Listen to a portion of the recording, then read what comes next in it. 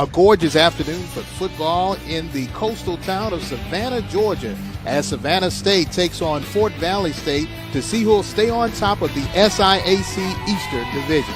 Hello, everybody. I'm James Verrett, along with two-time Super Bowl champion and proud graduate of Fort Valley State, Tyrone Poole. And Tyrone, this is a key game for not only the division, but welcoming back Savannah State to the conference. Well, this is a key game really for Fort Valley State. Like you said, Savannah State is coming back into the conference, but so be it. Savannah State is not eligible for the championship this year. So really this is a big, big game for the Fort Valley State Wildcats. And for the Wildcats, they lost their starting quarterback, Slade Jarman. Stepping in will be DeMonte Jones, who has played, but this will be big shoes he'll have to fill this afternoon.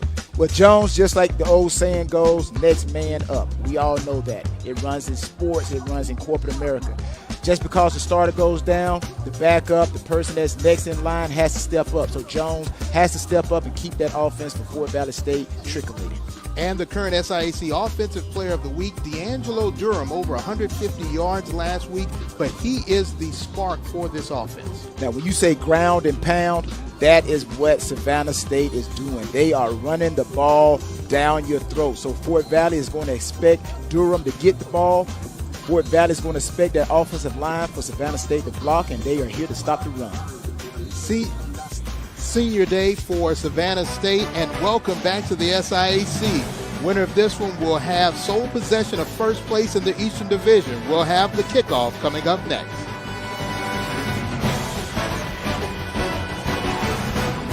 On Longhorn Steakhouse, you can't fake steak. Welcome back to a gorgeous afternoon in the Low Country in Savannah, Georgia at Theodore A. Wright Stadium. James Redd along with Tyrone Poole battle for Eastern Division supremacy. Fort Valley State Wildcats taking on Savannah State. It was Savannah State who won the toss and deferred, which means that Fort Valley State and their head coach, Coach Porter, Kevin Porter, already taken his team to 2 championship games. 1 championship in his first season at Fort Valley State. He is looking for his 2nd championship as head coach, but he has his work cut out for him because his starting quarterback Slade Jarman out with a broken leg, which means Deontay Jones will step in.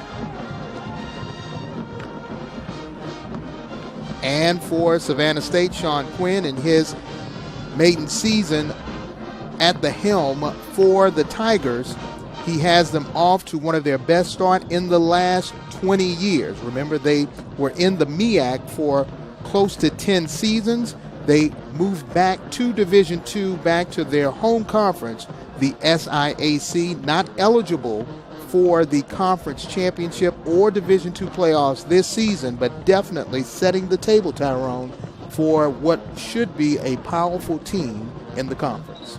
You know, we're looking at Coach right here. He's done a great job. Coach Porter's done a great job at Fort Valley. He's setting them on the road for another championship.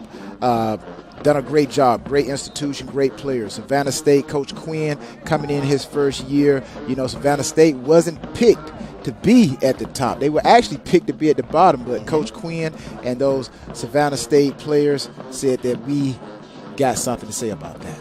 Definitely so, and for Coach Porter, he has done a good job of moving through his schedule in a positive way. 6-2 overall, undefeated in Eastern Division play, and as you see now, up to kick Giovanni Lugo for Savannah State, the young man from Belle Glade, Florida. Today is senior day for Savannah State, honoring 13 seniors who have gone through a lot, starting off in one conference and finishing in another. And back deep for Fort Valley State,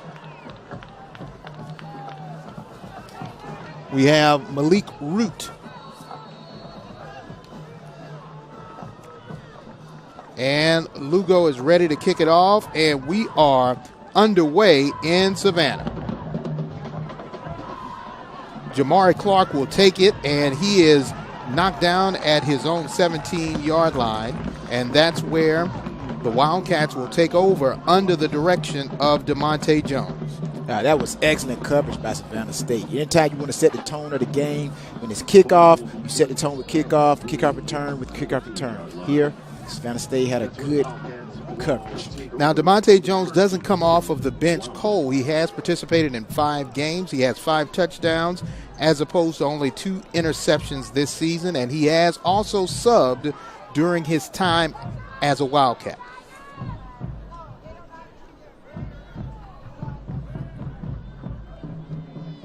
They want to try to throw it early and often. Incomplete pass intended for Shamar Bridges, who stands just about 6'5", 210.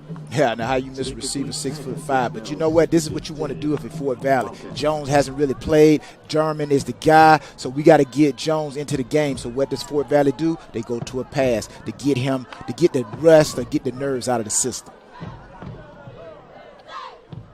2nd and 10.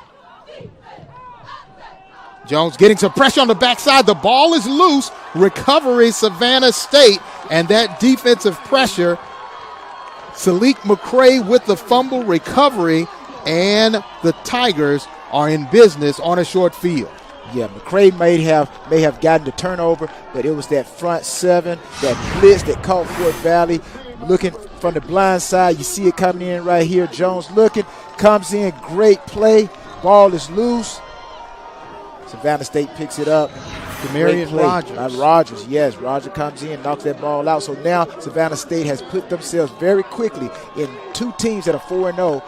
Savannah State has put themselves in position to try to be the first on the board. They're going to run a lot of different formations, but run is what Devon Givens and company wants to do. This time Givens on the keeper, inside the 5, touchdown Tigers. Say hello to Savannah State. They're on top by 6 right now. You know, I'm a firm believer that you got to throw that first punch. In the game, a situation like this, 4-0, you got to throw that first punch. And right now, Savannah State is coming with uppercuts, right hooks, and right here, quarterback draw, up the gut, up the alley, nobody there, touchdown. Savannah State puts points on the board first. Point after attempt by Lugo.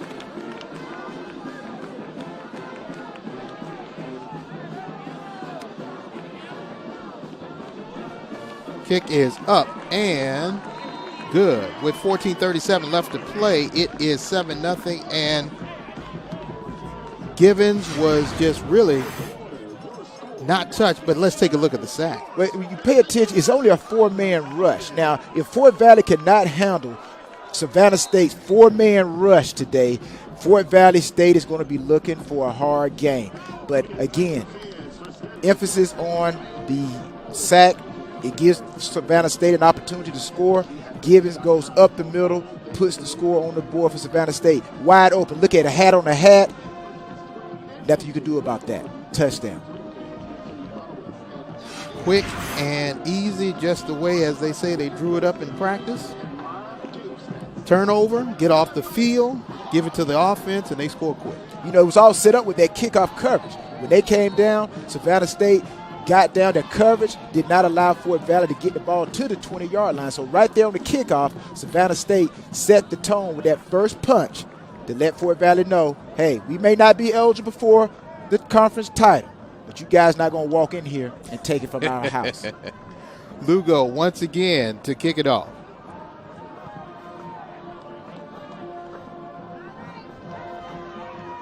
Wildcats will take it at their 20. This time they've got some room to run.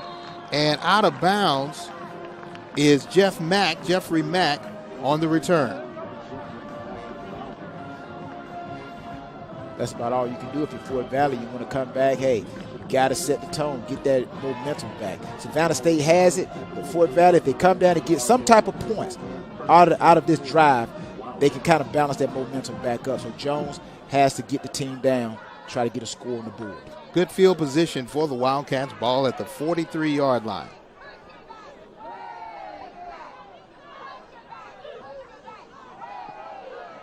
Jones with time. And he able to get about maybe 2 yards on that play. They want to try to make their passes sometimes like runs. They can be short and effective. Yeah, that's kind of that a la West Coast offense. You know, the extension of the run. We'll throw a short yard, 5 yard, let the receiver turn it up and get extra yards out of it. 2nd and 8. Finds Bridges, and Bridges is quickly wrapped up. Looked like the ball was loose, but they'll say that it is remaining for Fort Valley. Now, you know, what I like about Savannah State so far in this game, they are dropping back and playing zone. They're keeping all the balls. As you see, every pass has been contested. Every time the receiver catches the ball, there has been a Savannah State defender there to contest, catch, tackle the catch. And they'll call that incomplete, which will make it a 3rd and 8. A lot of movement with Savannah State off the defensive line, trying to confuse Fort Valley's offensive line. Jones finds a receiver in Griffin Watley. Looks like he is short of the first. Now, from Fort Valley State, you know, hey, don't get too flustered. You know, football, the first couple of series is like a boxing match. You're just coming out feeling one another. So I'm pretty sure Fort Valley is taking notes of what Savannah State is doing. But that 3 and out was very important for Savannah State. Now they get the ball back with the offense, could put more points up on the board. Eli Mashburn to punt for the Wildcats.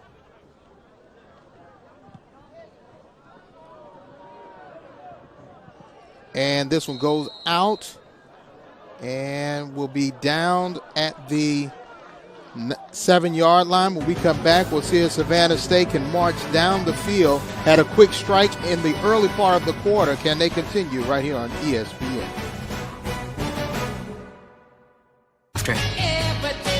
What would you like the power to do?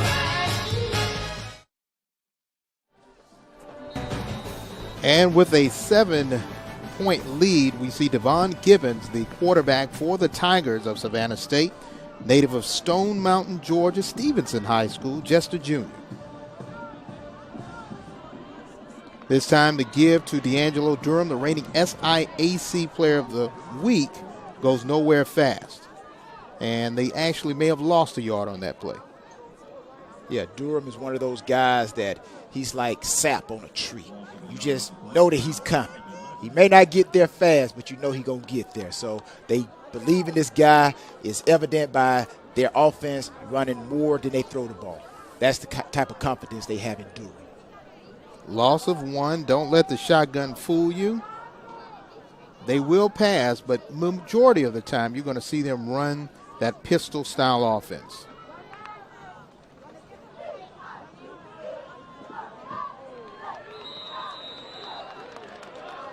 And a give to the up back may have gotten those negative yards back and given them some positive yards. Good carry there by number 34, C.J. Cole. Yeah, you know, this is the first time in 5 years that Savannah State and Fort Valley State have seen one another. Like you say, you know, Savannah State was in the MEAC, but they're back home. So, you know, it's always good to see the rivalry of history come back together again. No doubt about it. I know you played in a few of those tangos. Yeah, I actually had Savannah State on my draft highlights. Not bad. Gibbons on the keeper, has some room to run, finds some positive yards, and may be close to a first down depending on the spot. We do have a flag.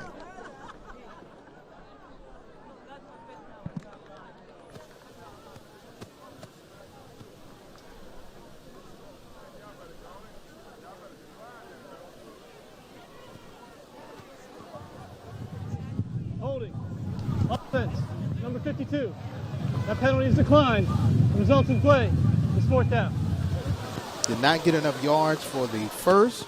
They declined the holding penalty, punting situation for Savannah State. Yeah, this is a good series for Fort Valley to actually get out. They're actually going to end up with great field position based off of where Savannah State is punting from. So hopefully Fort Valley offense can get a great return on this punt return, and offense comes in and is able to try to get some points and utilize this good field position. Lugo doing all the kicking duties for the Tigers. Pushing route further back, and he lets the ball take a Savannah State bounce, and it is down at the 30-yard line, and that's where the Wildcats will take over. Now, if I'm the special teams coach, I want to tell Route, you never let any ball hit the ground, because when it hits, it's going to roll. Look how much field position Fort Valley just lost with the roll of that ball. So anytime you got a team punting from deep in their territory, you want to make sure you catch every ball that it doesn't hit the ground.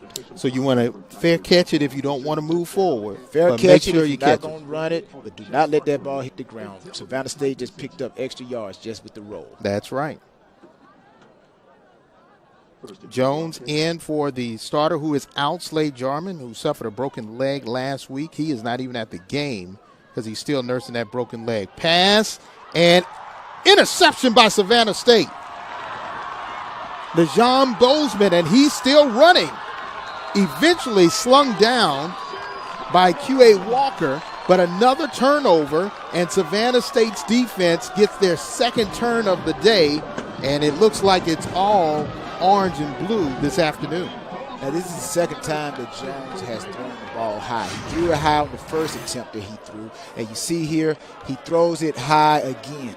Looks like he can't quite seal the offensive line, but easy catch by Bozeman here. All you have to do is just focus on the ball, drop right into your hands. Savannah State is now in position to score again. Right here, hey, just don't drop it. Just run, pick up yards. So I'm pretty sure Fort Valley is going to talk to Jones and tell him to get that ball down.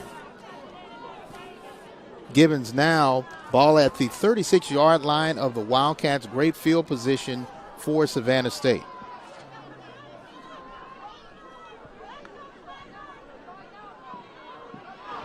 Keeper this time, but he pays the price for holding on to the football.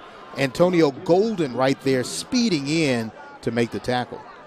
Now, what I do like about this Fort Valley State Wildcat defense, you see a lot of hats on the ball, a lot of hats. On that particular play you can't even count, probably had the whole team over there, all 11 guys, but you got a guy on the quarterback. The quarterback has to keep it. The defense rallies. Great play by the defense of Fort Valley State. 1 yard loss for the Tigers, 2nd and 11. Inside give to Durham, and this is what Durham does, but he lost the football. The ball is loose. It goes out of bounds. Still possession will be for Savannah State. Several things can happen on this play as this game goes on. You run the ball, you're going to wear down the defense. But also at the same time, you have an opportunity to do what just happened. That ball gets to come out, and you can get fumbles. But here, Fort Valley gets the ball out. Unfortunately, with the hustle allows the ball to be kicked. It goes out of bounds, but great play by Williams there trying to get on the ball, but a little too much hustle in that activity. Kick the ball out of bounds, but great play. That was a great play by Williams. 3rd down. And we do have a stoppage of play by the officials. Savannah State will call a timeout, and we'll take one with them. When we come back, we'll see if they can continue this drive and learn from their mistakes right here on ESPN. 14-ounce Delmonico. That's how steak is done. Longhorn Steakhouse. You can't fake steak. Savannah State was able to get the ball back from an interception thrown by Fort Valley, and a fumble puts them in a situation where they're at 3rd and 4. And coming out of the timeout, we'll see what type of play they want to run. Pass. Catch. Touchdown, Savannah State. Major Bellamy with the score.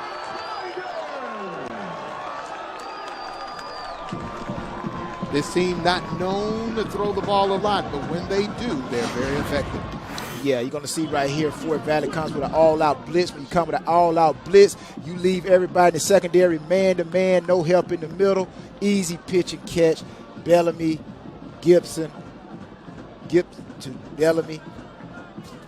It's a tough situation sometimes when you're one-on-one. Aaron Doran, He had to do what he could do, but you can't let the receiver get behind you when you're in man-to-man coverage like that with no free safety. Point after attempt is good, and Major Bellamy Jr. with the score. When we come back, we'll see if Fort Valley can regroup and get on the scoreboard right here on ESPN. The power to do.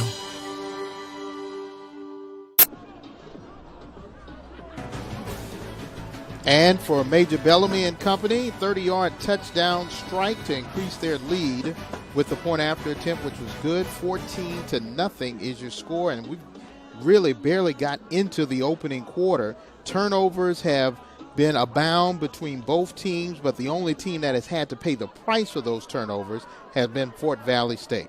And that's what you want to do. You want to capitalize on any turnover, any type of good field position. That is exactly what Savannah State is doing. Try a reverse, but they fake the reverse. And Savannah State's defense is right there to cover down at the 23-yard line. Good return there by Savannah State, and a new up back there, Malik Rout, there on the return. Now you know the hidden illusion with a team that's high percentage of running is they run, and then they hit you with the pass, that play action. And on that last touchdown, that's exactly what Fort Valley got caught. They got caught blitzing, a blitz run defense, and Savannah State went over top. So Fort Valley has to come back and really answer before this game gets out of hand. Jones with the handoff. There is a flag. Clark on the carry, the senior out of Stockbridge, Georgia.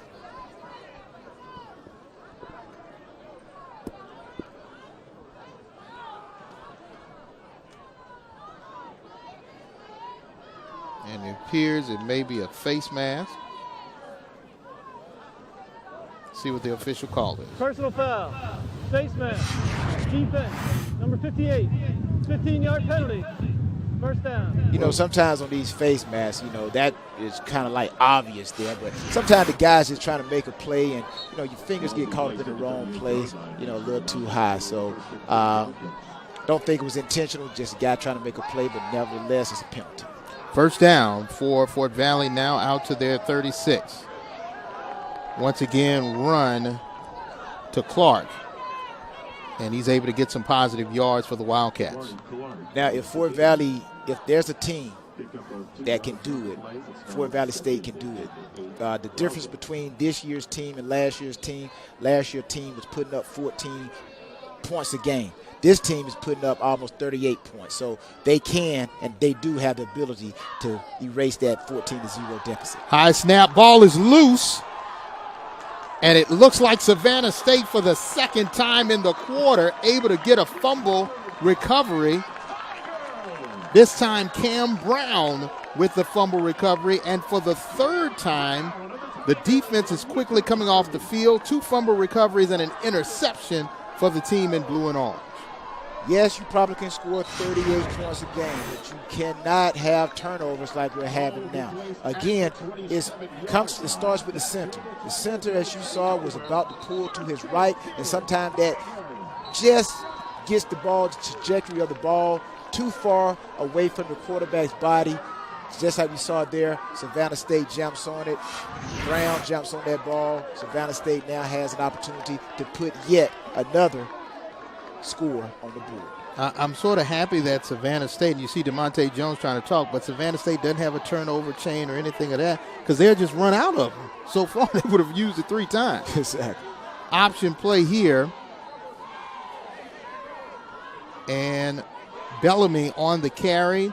Does not get anywhere fast, maybe gained 1 yard. And Bellamy right now has been the featured player already with a 30-yard touchdown reception. And now he's coming off the field a little gimpy, but the young man out of Lawrenceville, Georgia, playing well this afternoon. You know, we call put out the fire. That's a term, put out the fire. That's what Fort Valley defense has to do. They got to limit Savannah State to at least less than 3 points. They cannot get no more. So this is where the defense has to put out the fire. Gibbons looking to throw again. Trying to find a receiver and does.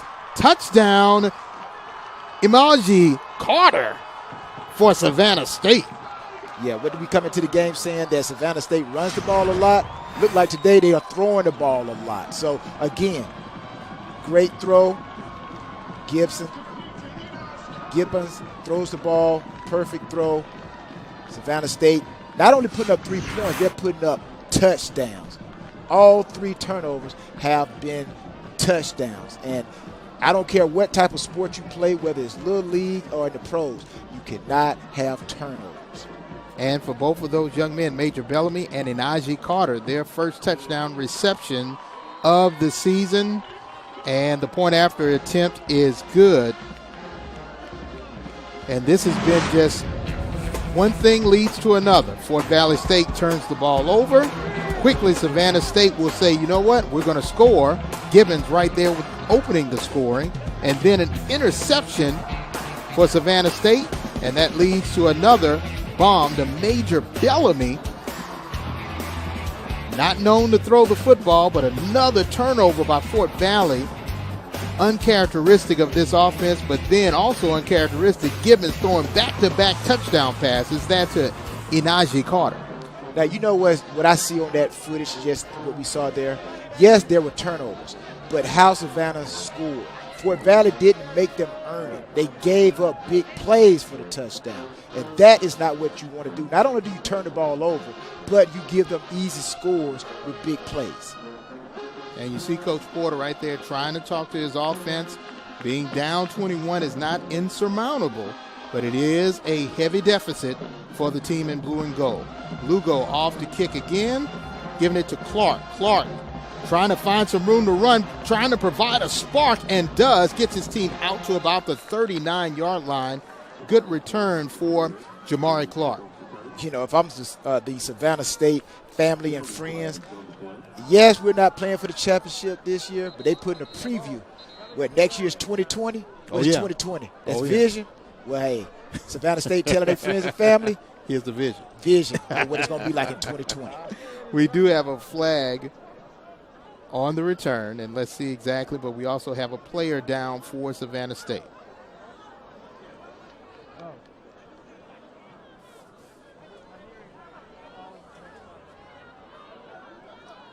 And looks like John Wilson, young man out of Americus, Georgia. That 5-yard penalty is added to the end of the return. First down. And there was a penalty, 5 yards added to the end of the return.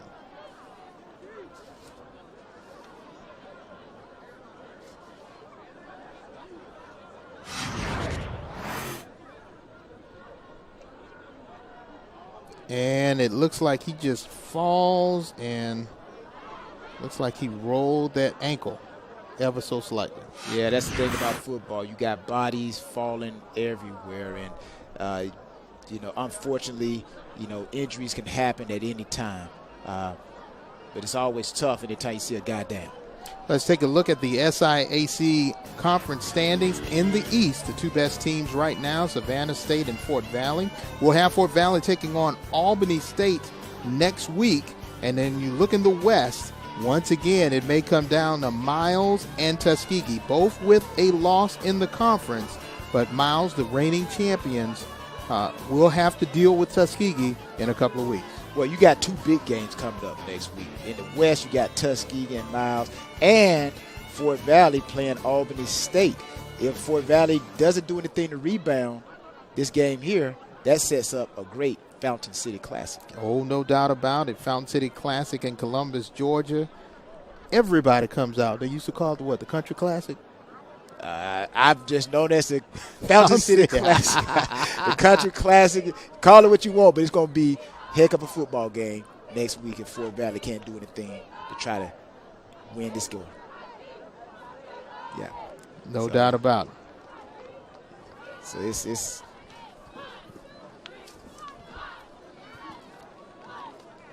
but Fort Valley State, they are a team that, again, they've scored a lot of points this year, and that's the biggest difference between their 2018 team and this year's team. So Fort Valley got to put those points on the board. No doubt about it. And you've played in those You've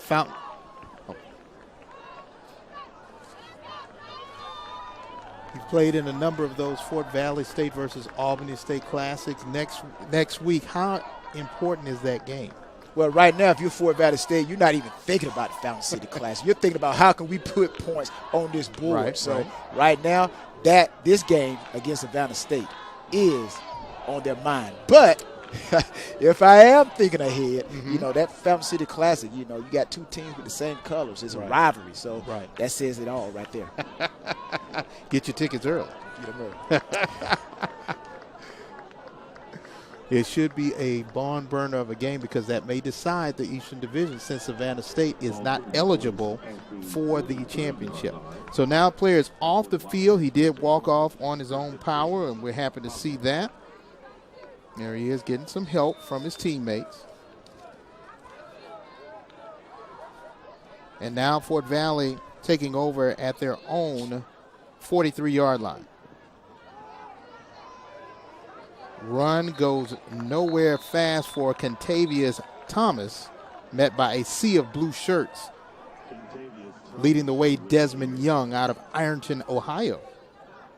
Yeah, Desmond Young, linebacker, 6'1", 235 senior. He's playing in his last game here for Savannah State, the Tigers. So he want to make sure that he leaves this game with an imprint on the fans and the Fort Valley State Wildcats. 2nd and 10. Jones going to keep it. Gets beyond the line of scrimmage, and when he stopped, he made a mistake because he allowed those blue shirts to come in and converge on him. Yeah, right there, Jones. Again, that's a young person mistake, not having a lot of reps, but get upfield, just like you would tell a running back. Don't stutter your feet. Don't go south. Don't go east-west. You got to go north-south. So get as many yards as you can, get down on the ground, get back in the huddle. So, again, a great play by him to even go to scramble and not try to throw the ball. And had movement. Raines looked like he jumped off sides, but good pitch and catch. They will call that an incomplete pass, but a free play for Fort Valley State. No, usually when you get one of them free plays. Defense, number 95, 5-yard penalty. Still, 3rd down. Normally when you get one of those free plays like this, you normally throw the ball deep. You just throw it up because really if they get an interception, hey, it's really no interception. But if you catch it and go for a score, then you can negate the penalty and we'll accept the touchdown. There you go. But on that particular play, Fort Valley had a 5-yard route call. 3rd down and 2. They're into Savannah State territory.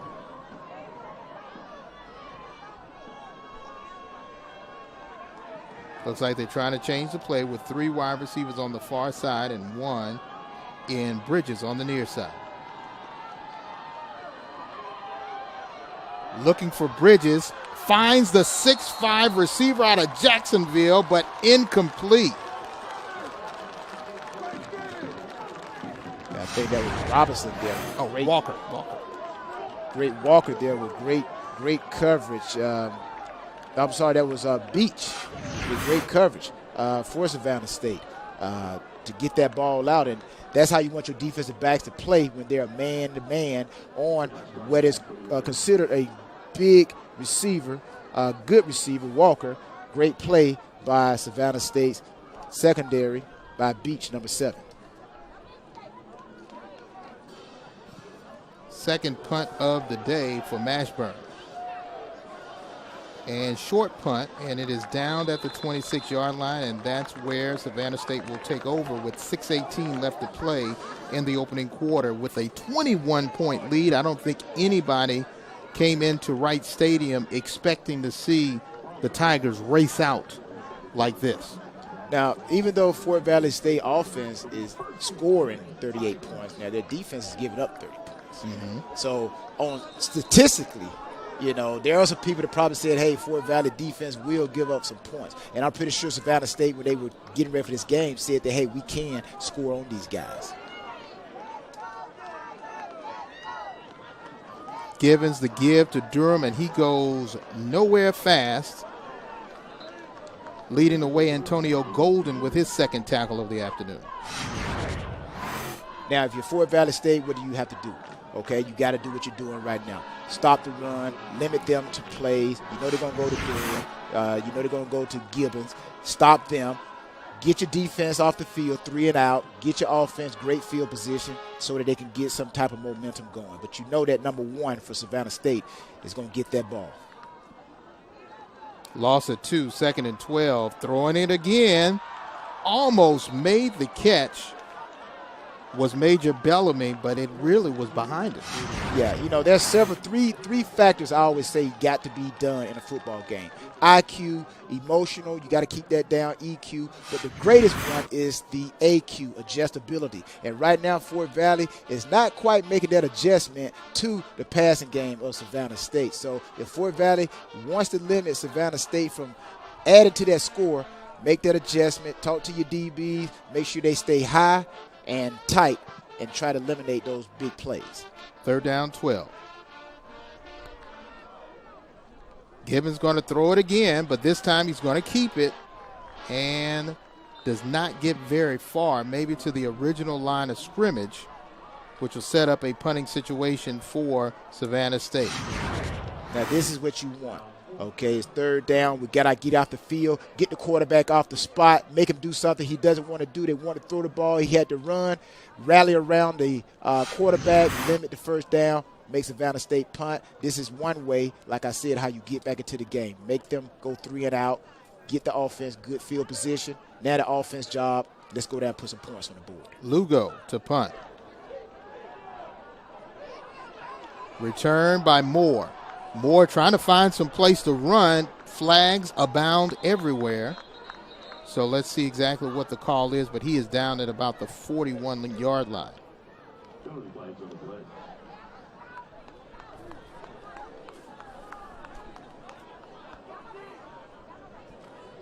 Though it wasn't a fancy return, the most important thing he did, he caught the ball. During the return, illegal block in the back.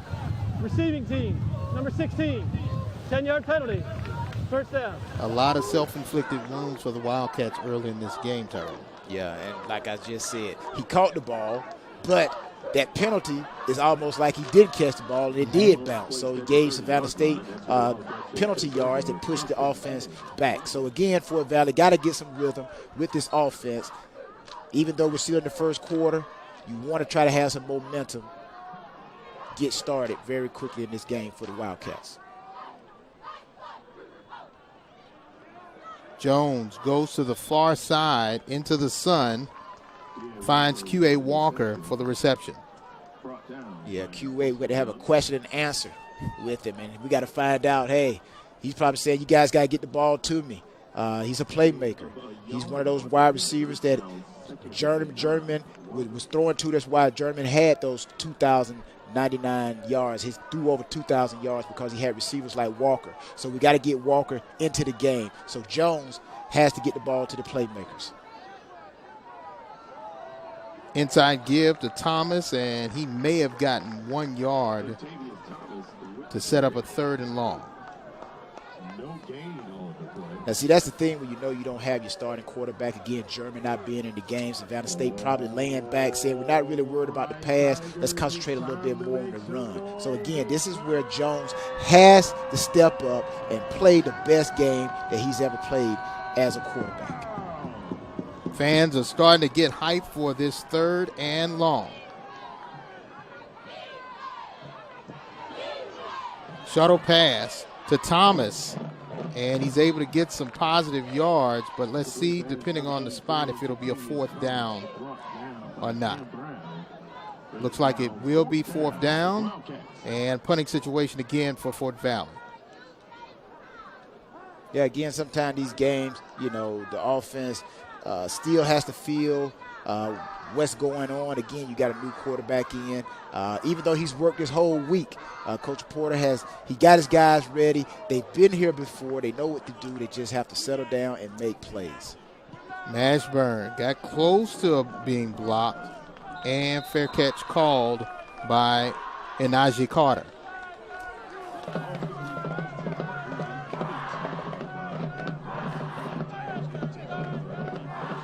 So far we've seen both teams make a few turnovers, especially Fort Valley, but for Savannah State, their offense has really not had a major hiccup, able to score 3 times so far in the opening quarter. Yeah, and what we haven't seen is can Savannah State offense drive the length of the field. Every scoring opportunity that they've had has been on the short side. Durham has not had a long breakout run yet. Last week he had a run of about 62 yards to add to his 150-yard net rushing and 3 touchdowns to earn him SIAC Player of the Week for offense. So far, Fort Valley's done a good job of containing him. Yeah, they've done a great job of containing Durham. But again, there's a reason why this guy ran for 150 yards against another top foe in the East, the Albany State Golden Ram. So this guy is a battering ram himself, a Durham Bull Durham. Look for them horn, he's coming. And here comes D'Angelo Durham. We were looking for a breakout run, and he is off to the races. 20, 10, 5, touchdown, just like he crossed the finish line. Touchdown for the Tigers. Again, the name we gave him, Bull Durham. You ride that bull to running with the Bulls, and that is exactly what you just saw there, running with Bull Durham. Here we go right here. We see just a misdirection, catches Fort Valley over pursuing, and it's off to the races. They're looking at the back of that number 1. Touchdown, Savannah State. Great run for Durham.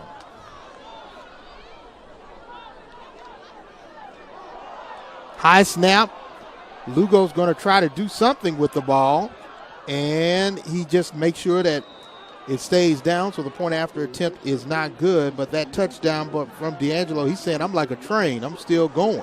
Yeah, running with the Bulls. Don't they blow a horn with the running of the Bulls? Yes, they do. Yes, they do it in Durham, North Carolina for the Durham Bulls. But right here, this is a great run. Yeah, great run. It's just like the running with the Bulls. Everybody get out of the way. Nobody's trying to get in his way. Hat on hat by the offensive line. Get started with them. Those guys open it up with a misdirection. Caught Fort Valley over pursuing. Kick out the end. Seal off the linebacker. He's off to the races. Had over 150 yards last week, and with that run, that's going to put him closer to the century mark, and he only needs about 274 yards in order to hit the 1,000-yard rushing plateau. Now, if I'm Fort Valley State, now, do I get away from the game plan, tweak it, get away from it, from what we came in initially, because now Fort Valley State is down 27 points, and it's still in the first quarter. So you don't want the game to get out of hand. So, what do you tell your guys right now? Well, I tell you, you tell them stay with the game plan. They may tweak it a little bit. They might throw the ball. You may see them throw the ball a little bit more coming up on this next series. Lugo, once again. Clark with another return. He's had some positive yards, and now this time he's pushed forward to about the 41-yard line on that return. Trying to provide a spark is Jamari Carter.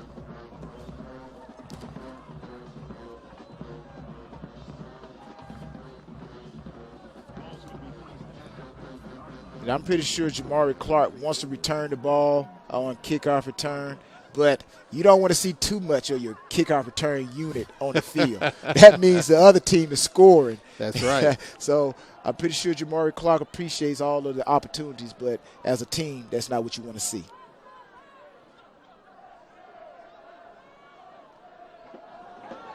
Still trying to throw it around, and this time they get into Savannah State territory. Shamar Bridges with the reception, and he's hyped up, trying to get the rest of the team hyped up.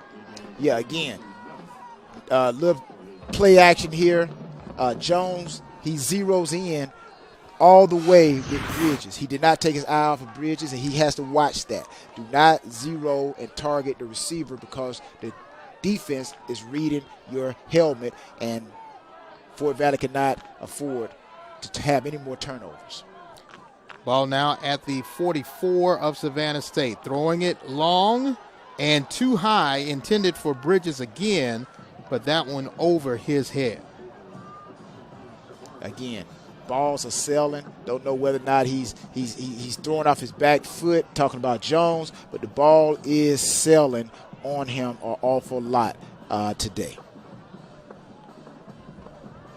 And it's not like he has small receivers. He got 6'1", he got a 6'5" receiver, so could be a little bit of technique flaw that's causing that ball to sail.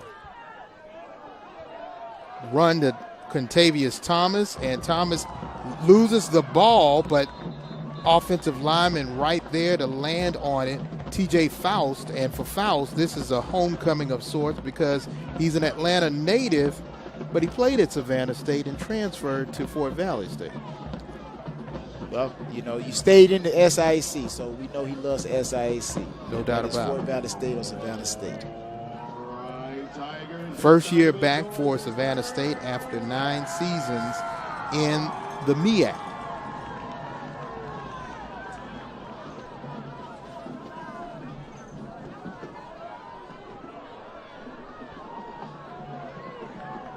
Running out of time on the play clock, needs to get a play off pretty soon. Just in time. And once again, another high throw by DeMonte Jones. Incomplete. Yeah, the receivers are there. Right there. Had an in cut. It was open. Again, the ball sailed. A little too high, overthrow. The receivers are there. The routes are there. Again, Jones just has to get the ball down a little bit and put the ball where the receiver can at least have an opportunity to make a play. Mashburn the punt. Kicks it high but short. Fair catch called by Carter. And he gets it at the 26. That's what you were talking about. Catch it rather than just let it bounce. Yeah, definitely. Anytime it's a punt, you have to catch the ball. You don't want the ball to roll, and sometimes that ball does, some bad things. It'll roll 5 yards. Sometimes that ball will roll 20 yards, depending on the wind at times. But you always want to catch every punt return. And for Devon Givens, so far, he has been lights out at the quarterback position, leading his team to 27 unanswered points. Yeah, and also Givens, he's going to be back next year. So, again, Savannah State is putting on a pretty good show of what 2020 team should look like. Durham, first carry after that 67-yard touchdown run, goes nowhere as we will be wrapping up the first quarter with less than 10 seconds in the opening stanza. So far, we have seen Savannah State send out a statement that, hey, we're for real. They're for real. When we come back, we'll see if Fort Valley State can come back, but all smoke, it was really a fire at Savannah State because their offense is red hot, leading 27-0 right here on ESPN.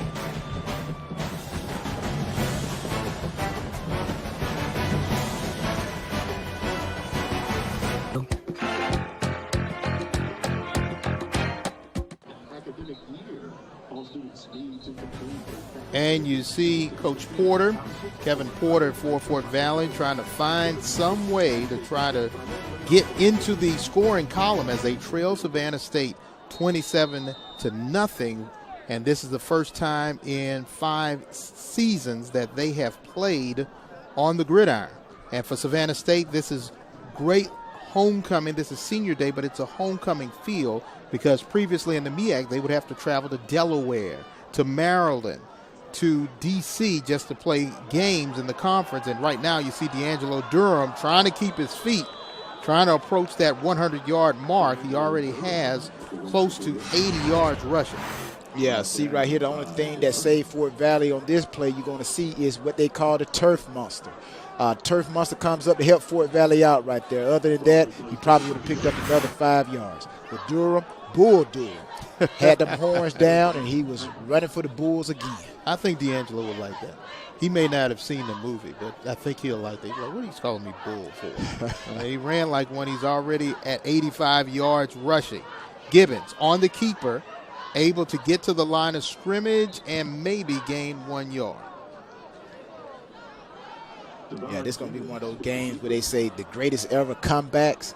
So, down 27 points, you're going to spot the team 27 points. And this would be one of the greatest comebacks probably in Fort Valley history, amongst the greatest comebacks, for them to get back into this game and win it. But if they're going to do that, they're going to really have to play lights out. Like you were saying, Gibbons is playing lights out, with Fort Valley offense and defense has to turn that thing around and start playing lights out. No more turnovers, no more big plays. Everything has to be calculated. Everything has to be precise. Instead of going for it on 4th and 1, Lugo to punt. And there is stoppage of play. May have been a flag for delay of game, but we'll see what the official call is.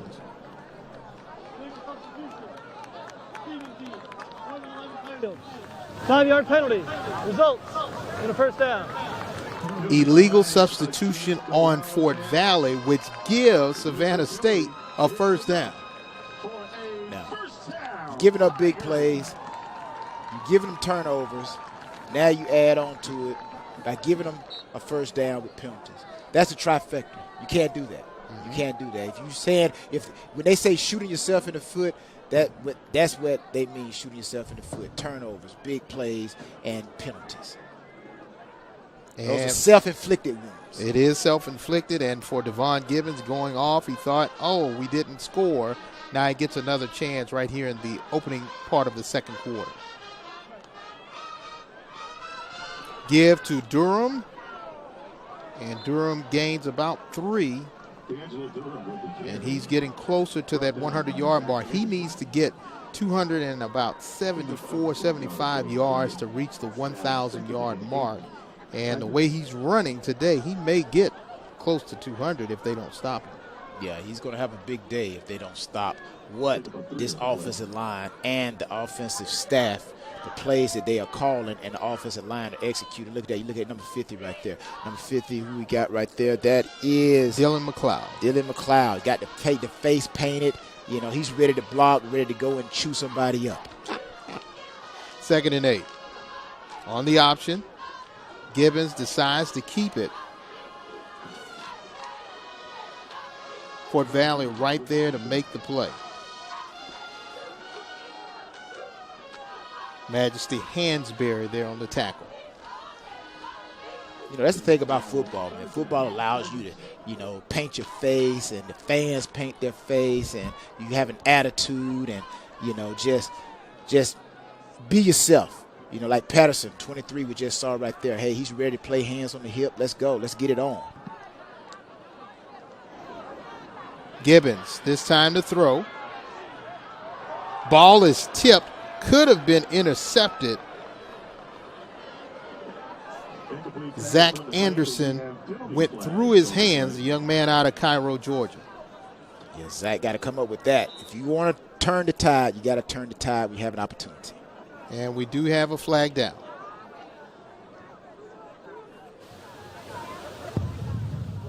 Personal foul. Roughing the passer. Number 1. 15-yard penalty. Results in a first down. Penalty on Demetrius Harris, the sack leader in the conference. And, you know, he was trying to get that 14th sack of the season. And, oh, yeah, way late.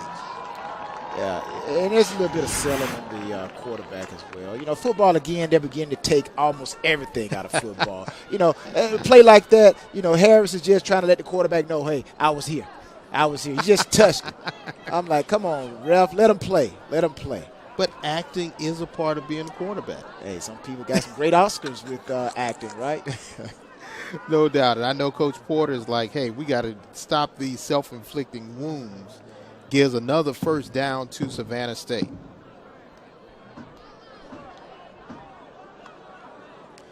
And we'll see if Coach Porter can rally his defense as they trail 27-0 right here on ESPN. Ambitions into action. What would you like the power to do? Florida's a tough squad, though. And in the injury tent for Fort Valley State, you see with his pads off, Q.A. Walker, number 11. And you also see number 23, Jashari Patterson, starting defensive end. So not only have they had mistakes on the field, they got some important people who are in the injury area. Yeah, you definitely want to have your key players on the side. Offside. Defense. Number 97. Making contact in the neutral zone. 5-yard penalty. Still. First down. And looks like QA is going to put those pads back on. They put some additional padding underneath that shoulder. And looks like he's going to be back ready to rock and roll. Not sure the issue with Patterson, who already has a soft cast on his left hand. 1st and 5 for Savannah State. Keeping with the option is Givens, and he goes nowhere fast as he's brought down by a host of white shirts. Leading the way is Antonio Golden. Yeah, that was a great play by Fort Valley State's defense. Savannah State tried to pull a couple of people on the offensive line and try to come back with Givens, but Fort Valley State, great positioning, person there to contain, turn the quarterback in. Rest of the defense rallies up. Great play by Fort Valley State's defense. And we've said in the break, we haven't seen them drive. They've scored a lot, but they haven't had to drive all the way down the field. Inside run to C.J. Cole, trying to keep them honest. Yeah, Hansberry right there took that run head on. That's what you call meeting it in the hole. And that's exactly what Hansberry did right there. We're going to take a look at it right here. Right there, meet it head on in the hole. Linebacker against running back. That's a little bit of one-on-ones, but they have in practice. Oklahoma drill. That's Oklahoma drill. That's straight up Oklahoma drill right there. They say some places they don't even do that anymore. Yeah, they're trying to ban it. 3rd and 5. Inside give is Givens, and Givens looks like he was just shot out of a cannon in that pistol lineup and able to get the first down and move. Yeah, it looks like the same play we came back with Savannah had when they had the first turnover. Givens right up the middle. The thing that makes that play works, you have a guy coming across. It's kind of like a cross-buck read, so to speak. The D-line goes with the guy coming in motion, and Givens reads it, pulls the ball out, departed the Red Sea, as they say, and he was off to the running again, picking up big yards for Savannah State. Givens, this time to throw, going way long and overthrows his intended receiver.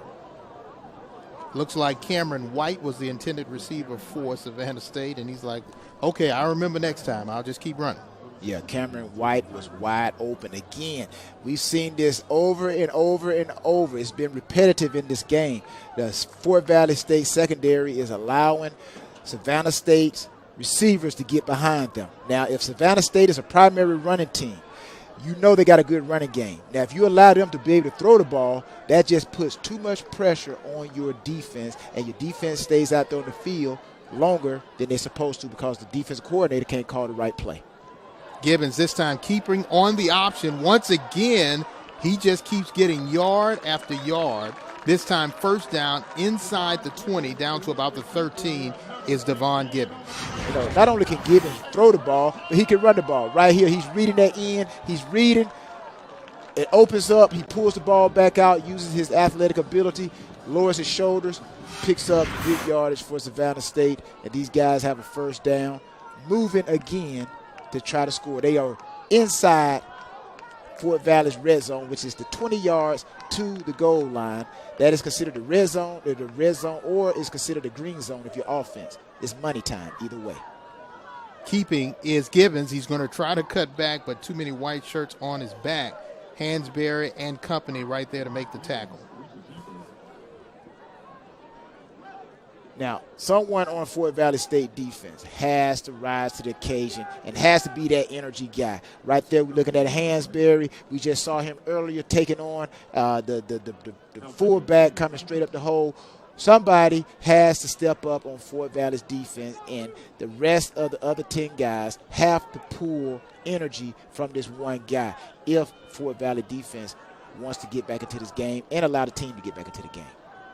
Give this time to Durham, and Bull Durham close in. Call it another touchdown for Savannah State. running with the blue. Looking at it again right here. Gibbons, just a straight double team right there. We see Durham does the rest, keeps his balance, gets the ball over the goal line. Pedro, another touchdown. And say hello to another 100-yard game of rushing. Now with that play, he is close to the century mark at 96 yards and 2 touchdowns. Block kick, second kick in a row that has been damaged, but right now on the return is Fort Valley. They're going to try to get 2 points out of this one. Off to the races is Zach Anderson, and he scores. The special teams gets on the board with a block extra point and a return. But they do have some laundry on the field. We do have a flag down.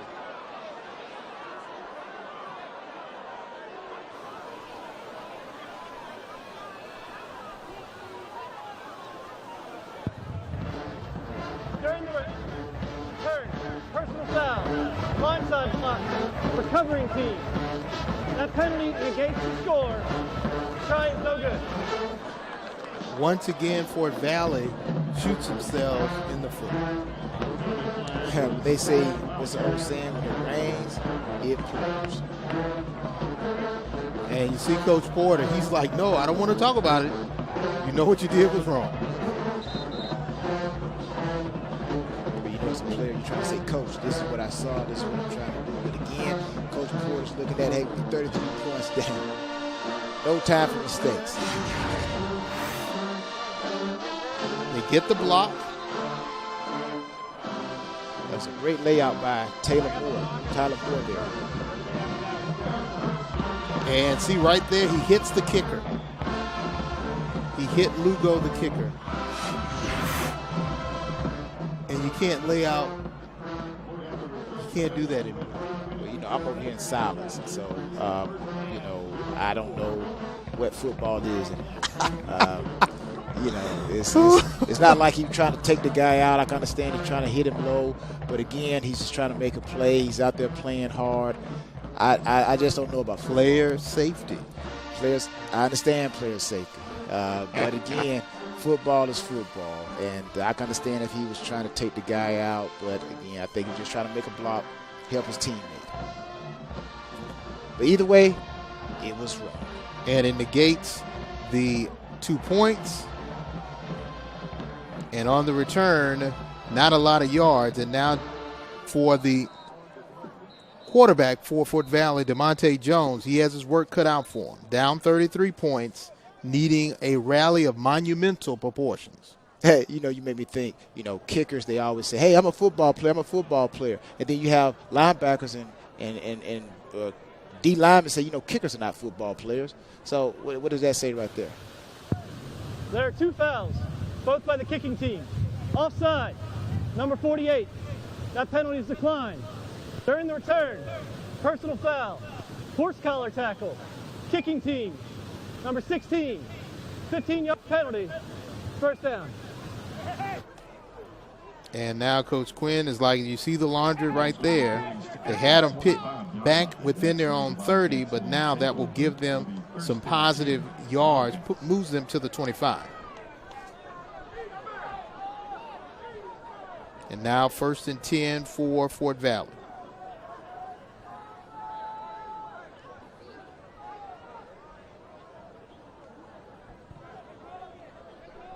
Now we can get the play going. It's never get the play started until that ref steps off the ball. Jones trying to find Walker, and incomplete. We did see Walker. Yeah, you can see that he's grimacing with that shoulder, but looks like he may have taken one for the team on that pass, and it should be a pass interference call. Pass interference. Defense, number 24. 15-yard penalty, first down. Yeah, here we see right here Jones staring down Walker. A little bit of grab right there we see by the Savannah State defensive back. Ridley had a grab of his arm, shoulder. Was it the shoulder that he actually injured? Mm-hmm. So But hey, as a defensive back, I always say if you're not holding, you're not trying. So you know, I got to show really a little bit of love because I'm a defensive back myself. So I'm not gonna ride it too hard. I understand. Run now for Fort Valley. Marlon Fleming with his first carry of the evening. Junior college transfer from Boca Raton Community College in Boca Raton, Florida. Right now, Fort Valley is trying to muster up any type of offense they can. You got to get the ball going. You know, you got Jones. He's not quite as German, but he is capable. The offense coordinator just got to call plays and he's comfortable. Going deep and incomplete. Trying to find a receiver intended for Q.A. Walker, but just threw it a little long. Yeah, with these 7 minutes and 16 seconds left in the game in the second half before halftime, Fort Valley really would like to try to put at least 2 scores up on this board before going in halftime, whether it's 2 touchdowns or whether it's a touchdown and a field goal. But you would like to see your team go into halftime with some type of momentum to build on for the second half. Screen intended for Shamar Bridges. He makes the reception, but the defense is right there to quickly shut the door and celebrate as they get off the field. Christopher Smith with the big play. Yeah, Fort Valley had a double screen going on here. You saw Jones look to his right and then come back to Bridges. But Savannah State read it all the way. Great play by Christopher Smith and the Savannah State defense, forcing Fort Valley to punt. And this one will take a Fort Valley bounce inside the 20 and down at about the 16-yard line. We come back, we'll see if that fast-paced Savannah State scoring offense can add on to their 33-point lead right here on ESPN. New York Strip, always popular Flo's Filet, and the limited time 14-ounce Delmonico. That's how steak is done. Longhorn Steakhouse. You can't fake steak. And just a reminder, coming up at halftime, you'll get a chance to see both bands right now getting ready. Fort Valley's Blue Marching Machine, and you'll also see Savannah State's marching band, the powerhouse of the South. And in all HBCU football, particularly, fans come out for 2 things, really 3. They want to see some great tailgating, good football, and, of course, impressive band performance. Bump, bump, bump. I don't know what instrument that is, Tyrone. Hey, it's the band. Everybody come to see the band.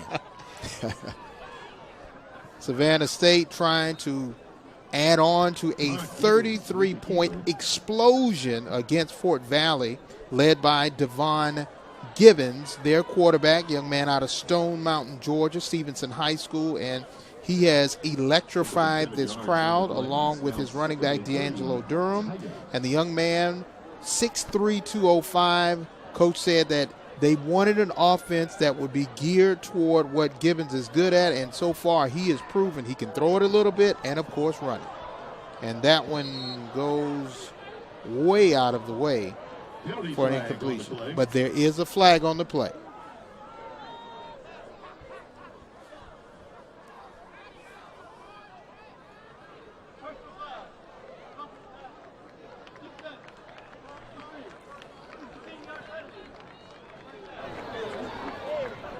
Another personal foul, roughing the passer. So that will move the chains 15 yards against Fort Valley State. Yeah, again, your defensive guy, basically, they're going to call that roughing the passer anytime you are at least 2 steps where you could have stopped yourself. And right there, you saw had enough time to stop, hit the quarterback. They're going to call it roughing the passer every time. Durham. He's over 100 yards, and he's still running. And he's going to keep on running into Fort Valley territory. And D'Angelo Durham has the century mark under his belt. Yeah. And we got this offensive line, great blocking, great sealing. They're just opening up holes for Durham to run through, and he's taking advantage of every opportunity. And we did have another flag. Unsportsmanlike conduct. Defense, number 26. 15-yard penalty. First down. That is number 26. First unsportsmanlike conduct penalty of the game. Now, you got to ask yourself, is a lot of this frustration, again, right here, I don't know, again, this is football. It's football. Again, I understand that it's helmet to helmet, but you have bodies in motion. Bodies in motion. Now, if you sat and you asked if that was a helmet to helmet, he deliberately tried to do that, or whatever the case may be, I would say the defensive guy would say no. But again, nevertheless, it's a penalty. Hurts Fort Valley, gives Savannah State great yards. Gibbons once again untouched until he gets into the defensive backfield, close to another first down for the Tigers. Yeah, again, Gibbons, they're going to either run it to Durham, and when Durham gets going, it's going to open up this play for Gibbons much, much more. So right now, Savannah State only has 3 things going for them. Only 3 things. They got the deep ball going. They got this guy, young fella right here, number 3, Gibbons, going, and they got Durham. So that's what they call a 3-headed monster, right? Well, it is a 3-headed monster. Second down and 3. Give to Durham, and Durham barrels his way to a first down, and just like you said, Bull Durham pushing the entire defense before they stop his forward momentum. And this young man is definitely making a statement this afternoon. Yeah, for Savannah State, if you want to say what particular play sums up their season, this is the play I will show on the screen. Look at all those Savannah State Tigers. They're all pushing. They're all grinding together, and that's what winning is about. And winning is something that they haven't had on their campus in almost 20 years. And we do have a player down for Fort Valley State, Brian Williams, and he is slow to get up, and he goes right back down. Looks like that left leg giving him some issues. But for D'Angelo Durham, right now he's at 127 yards, 2 touchdowns. That adds to last week's total of 150 yards and 3 touchdowns. I think the young man is making a statement for all conference. Yeah, I think he likes blue and gold. That's right. He did it last week. Albany State. Fort Valley State blue and gold. So I think it's something about that blue and gold that intrigues him. You know, they say red make bulls run hard, run fast, chase you. But like I said, that blue and gold, man. The blue and gold definitely has caused him to go into an offensive attack mode. And for Savannah State, it is a coming out party. Durham just outrunning the competition and just says, you know what, this is like that track over there. I hit the finish line and bow down. Great play. You see, he hits the side. Actually, the turf. If it hadn't been for the turf, he'd have got some more yards. And then once again hits the second level and dives in for another touchdown. And he has impressive numbers, 11 carries, 132 yards, 2 TDs, and we're still in the first half. 11 rushes, 132 yards. You know what that tells me again? Big plays, just like we saw. Brian Williams looks like he's off on his own power and going to sit down and let the trainers attend to him. But for D'Angelo Durham, I mean, if coach wants to, he may just put him down and say, hey, you know what? You've had a good day in one half. Nah, this is not preseason. This is you run this guy until he can't run no more. And he gets about 2 to 3 yards to add to that 127 yards rushing. Now he's up to 130. Not bad for the young man who originally committed to University of Texas at San Antonio. According to Coach Sean Quinn, he said that he came on a visit. He loved the moss. He loved the oaks on campus, the nice oak trees. And, of course, you're not that far from the beach. And he said he didn't want to travel that far away from home and go to San Antonio, so he decided to go to Savannah State. Yeah, I like him. 6'1", 200, and he's a sophomore. Gibbons, this time on the keeper, able to get down to the 5-yard line before he's brought down by Tyler Moore. Yeah, you got Gibbons coming back next year. You know, you got Durham. Coach Quinn looks to have a heck of a team coming back next year. If they can hold them together. Hold them together. But also what this does, by them playing like this against Fort Valley, anytime you're recruiting, you can always use this. If I'm Savannah State, you see what we did to Fort Valley, you want to come to Savannah State. Very true. Inside will keep is Givens, and he's able to get down to about the 3-yard line before he's brought down.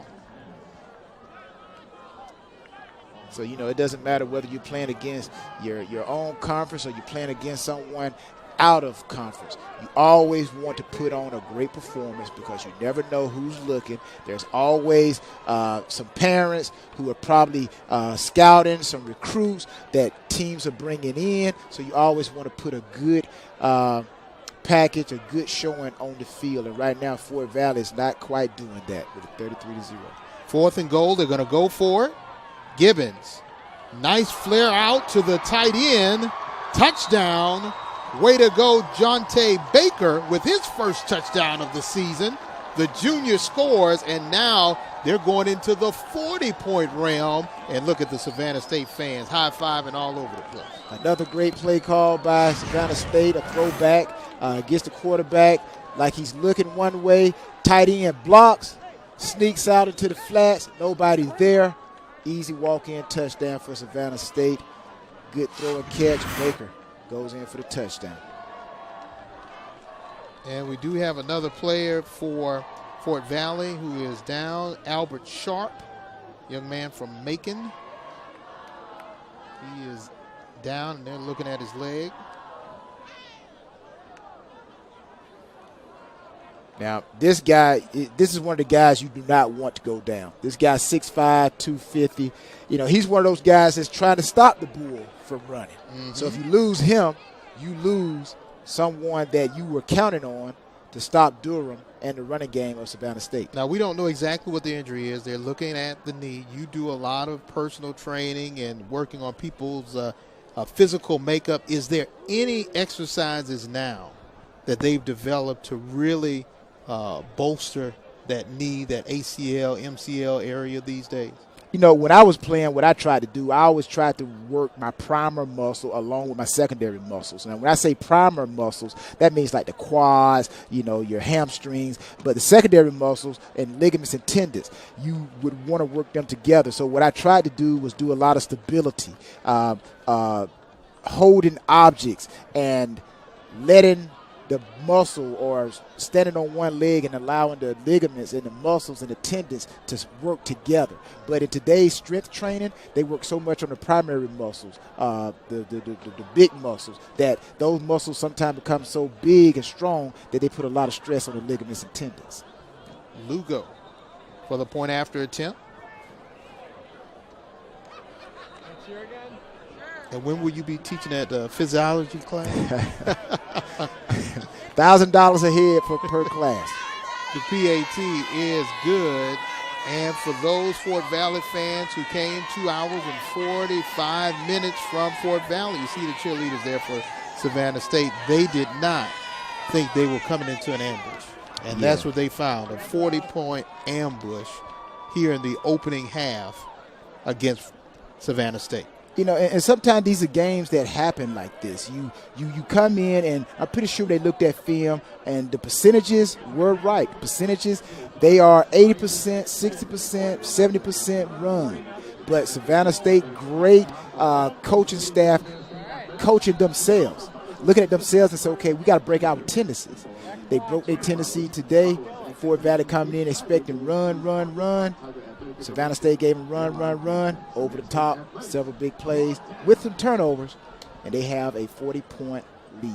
Now, if you're going into halftime and you coach Porter, you can't even bring fire brimstone when you're down 40. Man, you go over turnover Gatorade tables and everything. You got to get the guys' attention. Nice return here by Malik Rout. And he's able to give great field position to the Wildcats. No stop in effort by the team in blue and gold. They're still trying to push them way toward their opening score.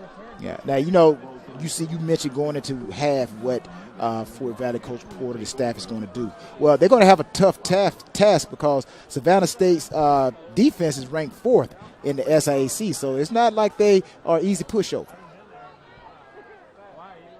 Best field position of the evening for Fort Valley.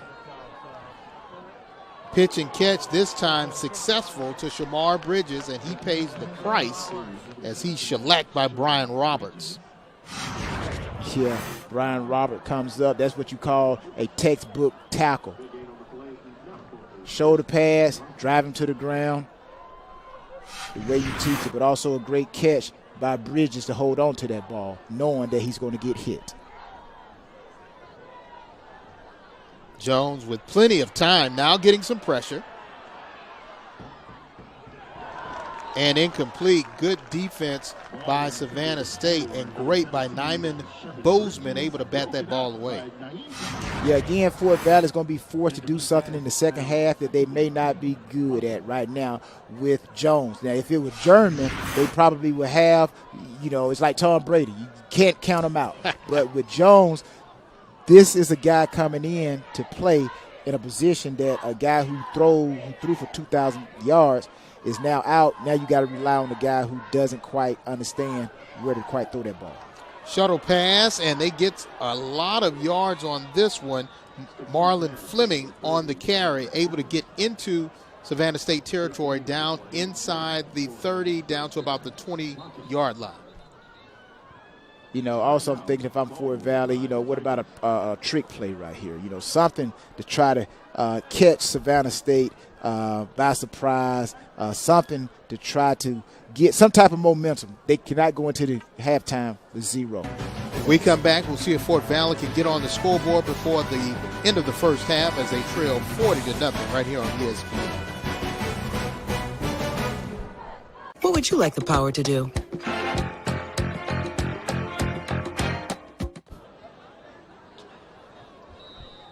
And head coach Sean Quinn for Savannah State pondering what else we can do to contain Fort Valley, because we've done a great job so far. And right now they just went all in and knocked down DeMonte Jones for a sack. Great play by Savannah State's defense. Making a big drive is defensive back Walter Yates, linebacker Walter Yates. Yeah, again, free to the quarterback. Great call by Savannah State defense, knowing that Fort Valley has to throw the ball. And that's the best time to send the blitz when you know they have to throw. And the blitz gets there. Fort Valley calls a timeout. Can you repeat that, Mr. Rep? And if you're Savannah State fans, I know they're like, wait a minute. Our team is this good, and the best we can do is say we're going to be Eastern Division champs if we win out. Again, Savannah State, they were picked to finish last. And that's why I always tell people you play the game on the field. Statistics, numbers, names, all that stuff looks good in ink, but the score, your record, is determined on the field. And right now, Savannah State, their offense is number 3 in the SIAC, and the defense is actually ranked very high too, number 4. So they're not a pushover. Pitch and catch made for Fort Valley, but out of bounds quickly is Malik Rout. And now with 40 seconds left on the clock, they're going to try to move quickly to get their first points on the board. But I know for the defense of Savannah State, they're trying to get that shutout for the first half. Jones will keep, get some positive yards down to about the 20, should have enough for the first down. And now he's going to have to move quickly with 32 seconds left on the clock. Yeah, if you're Fort Valley, you just want to put you really want to put a score. You want to put 7 touchdown on the board. A field goal basically would just make you feel even worse that even if you didn't score. So right now, Fort Valley wants to put, like we're looking at Jones's jersey, 7. They want to put 7 on the board. Both teams undefeated in Eastern Division play in the SIAC. Winner will have sole possession of first place going into the last week of the regular season.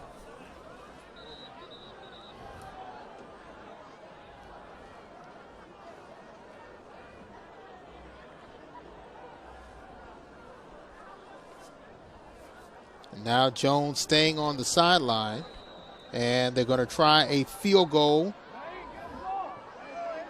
instead of going for it on 4th and 3. Mashburn, this will be 30-yard attempt, and shutout no more. Mashburn kicks it through the uprights and gets 3 for the Wildcats. So with 25 seconds, 40-3 is your score, and I know for those blue and gold faithful, they're still in shock. Yeah, I think they're still in shock. Like you said, they drove 2 hours and 40-something minutes. Now, they were expecting a good game, but I don't think they were expecting a 40-3. This Fort Valley State team is looking like the team from 2018, which their record by no means shows what type of team they are right now that they're putting on that field. It's very hard to win 4 games in the SIAC, and right now they have to go back into halftime, and they got a real big mountain to climb. They got to play almost a perfect game. What was the biggest deficit you overcame, either college or in the pros? Wow. That you remember? You know, really, usually when you get down like this, there is no coming back. But they're back when Buffalo played the Oakland Raiders back in the playoffs. The Raiders were up 35-0 and 35-3, and Buffalo came back. But they threw the ball. They had a quarterback.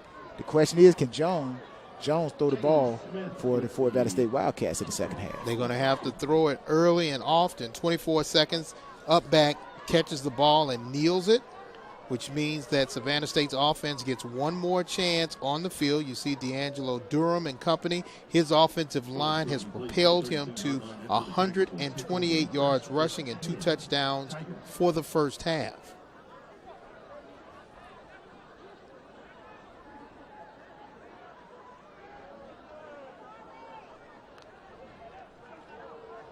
Give to Durham. And he gets 1, possibly 2, before he is wrapped up and brought down by Zach Anderson.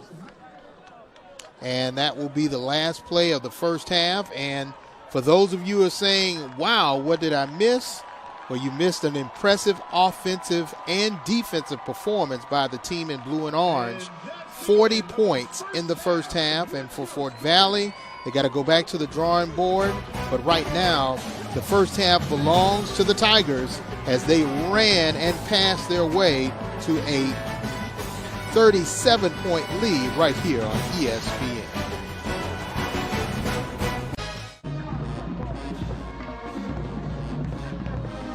Welcome back to SIAC Eastern Division action. Halftime, Savannah State has a 40-3 lead over Fort Valley State. In front of you now is the Fort Valley Blue Marching Machine Band. Enjoy.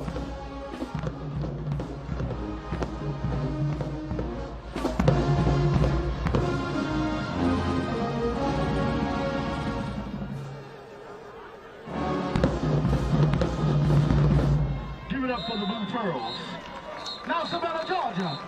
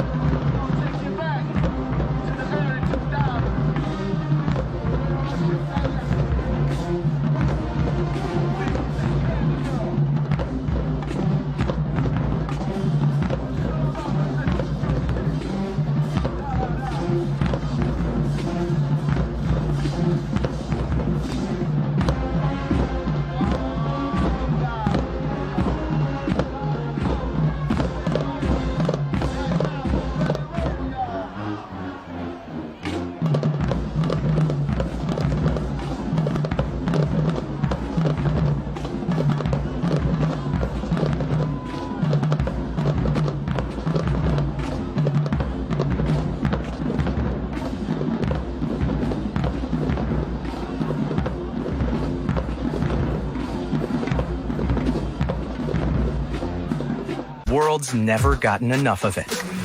So, we proudly bring you more of it. The new 911. Timeless machine. Halftime at a beautiful night in Savannah, Georgia for football as the Tigers of Savannah State have a 40-3 lead over Fort Valley State. James Redd along with Tyrone Poole. And Tyrone, we were expecting Fort Valley to have some offensive issues because Slade Jarman is out with an injury, but we did not expect Savannah State to come out with an offensive explosion the way that they've done that this evening. Yeah, again, next year is what, 2020, year 2020. As we said in the broadcast, Savannah State is showing family and friends and all alumni and faculty that they are for real, and Coach Quinn has a great team. This game was not expected to be a blowout. Definitely, I don't think Fort Valley and their fans drove 2 hours and 40 minutes for something like this. No doubt about it, and the scoring started early and often for the Tigers of Savannah State. Defense able to get turnovers, and then the offense would take over from there. Yeah, again, you got Gibbons, short field, Savannah State scores, put 7 on the board. Interception by Savannah State. They were able to get turnover after turnover, and then this leads to Major Bellamy with a 30-yard touchdown grab. As we saw there, deep ball after a turnover, touchdown. Another turnover, recovery by Savannah State, then another bomb. This one to Inaji Carter, 29 yards.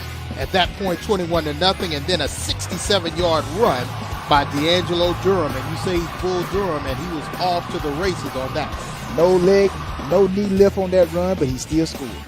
And this time an easier 13-yard dive in for the score.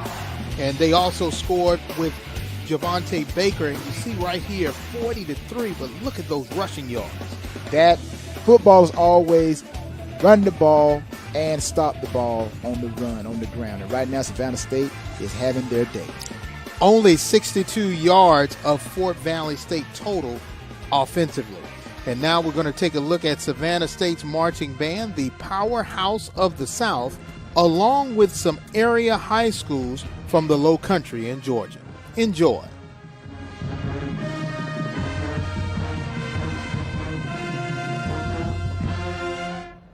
Savannah State University, show your love for these high school students doing some amazing things. Now let's have just a simple taste of candy.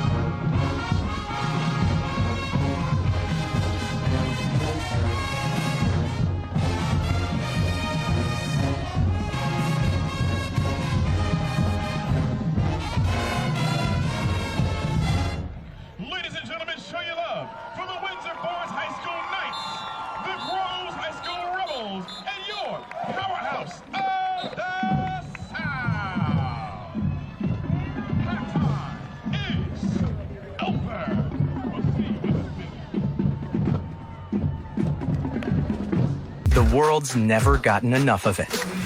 So, we proudly bring you more of it. The new 911. Timeless machine.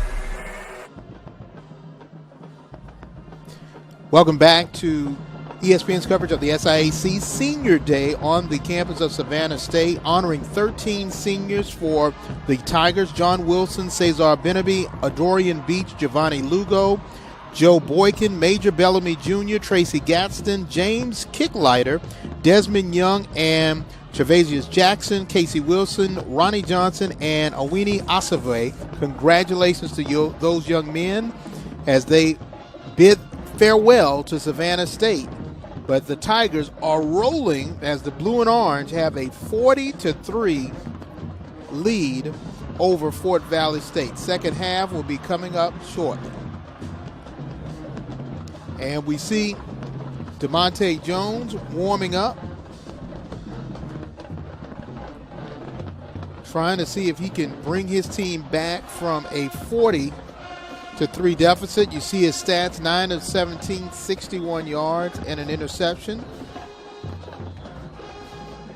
They only had a grand total of 62 yards of total offense. And you see Devon Givens, his totals just in the first half: 72 yards rushing, 61 yards passing, which is surprising for an option team, but 4 touchdowns for the young man. Yeah, those guys, Savannah State took advantage of turnovers created and given by Fort Valley. I'm pretty sure these two teams went into halftime. Both coaches were very optimistic and accepted reality. For Fort Valley, reality is we're down 40-3. We have to change our game plan, and we have to find some type of energy to score points. Savannah State, on the other hand, they have accepted reality. We are up by 40-3, so we have to do things to try to continue what we're doing and put points on the board. So two teams with pretty much different philosophies trying to win this game. Savannah State won the toss and deferred, which means that they will receive to start the second half. Good return there by the Tigers. Able to get some positive yards is Inaji Carter on the return. Now coming out on this first opening series here, this is what's going to set the tone, I believe, for the rest of the game. If Fort Valley comes out 3 and out, gets the ball back to their offense goes and scores, maybe we're looking, I don't think they're going to be able to close that gap, but they will make it respectable. If Savannah State comes out, moves the ball, not even score, but move the ball down the field, eat up clock, I think Savannah State is setting the tone for the rest of the game. Ball at the 30. Givens keeping, and this time he goes nowhere fast. Great job by the defense, and that man is right there again in Antonio Golden. Yeah, Golden sets the tone right here for that Fort Valley State defense. Number 83, 6'3", 230 junior. Great play by the Fort Valley State defense. Loss of 2 makes it 2nd and 12. Fumble on the play. Ball is loose. And there's a scrum for it. Looks like Fort Valley is saying they have it. Savannah State's also saying they have it. And they're going to say, no, it's 3rd down. Let's see. The officials will have to discuss it. Nope, they'll call it 3rd down. Yeah, even though Demetri Harris comes up with that ball, looks like right here it might have been a fumble, but... Oh, it just goes right out of there, and Gibbons is able to get it. Look like the ball right there is out. Yeah, it's just the ball's just squirting around. And looks like Gibbons had it, but he didn't. That's one of those, if you had a red flag, you throw the red flag on it. For replay, point, you throw that red flag even if you don't think you have the opportunity to get it. No doubt about it. Some type of momentum. No doubt about it.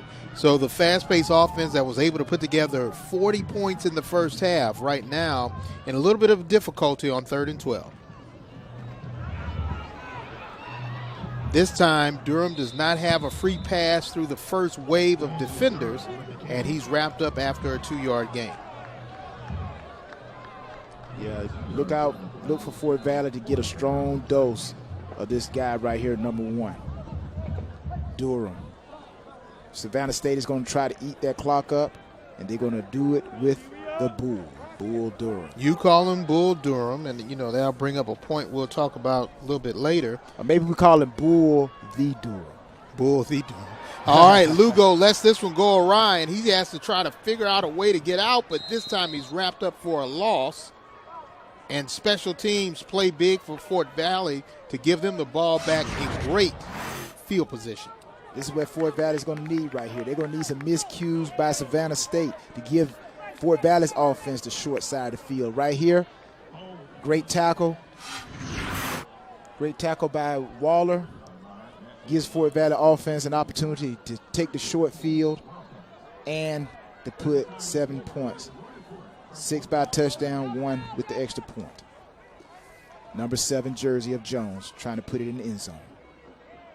Short field, ball at the 20.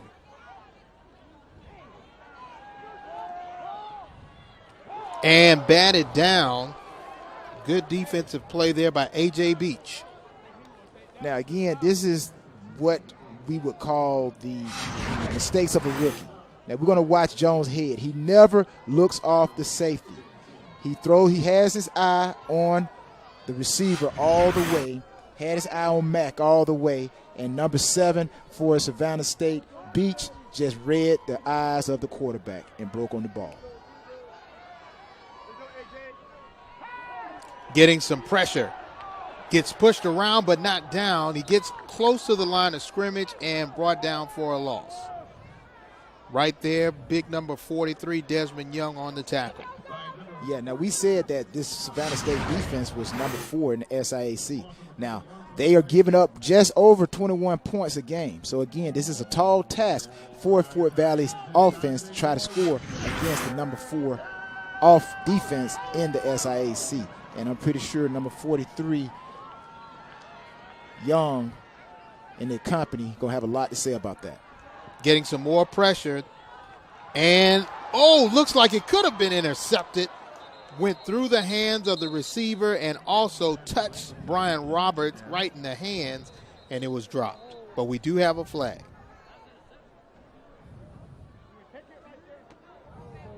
Decline, 4th down.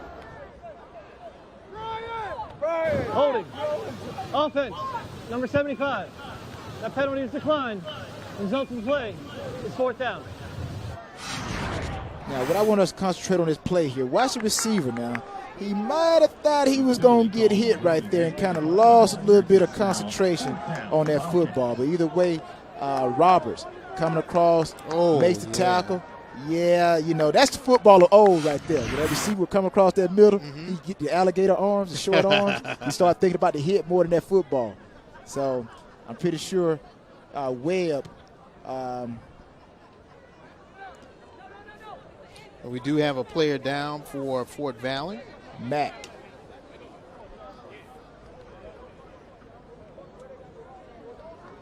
And looks like he's getting up.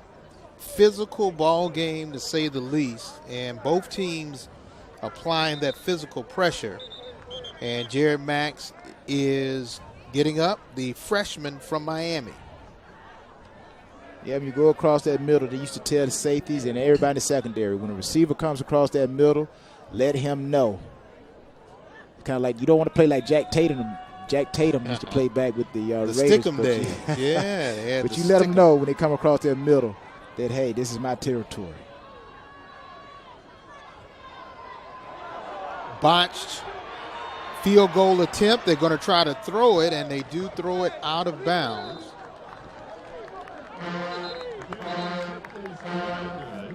And that was the holder, Chris Daniels, who was trying to make up for, he didn't hold on to it.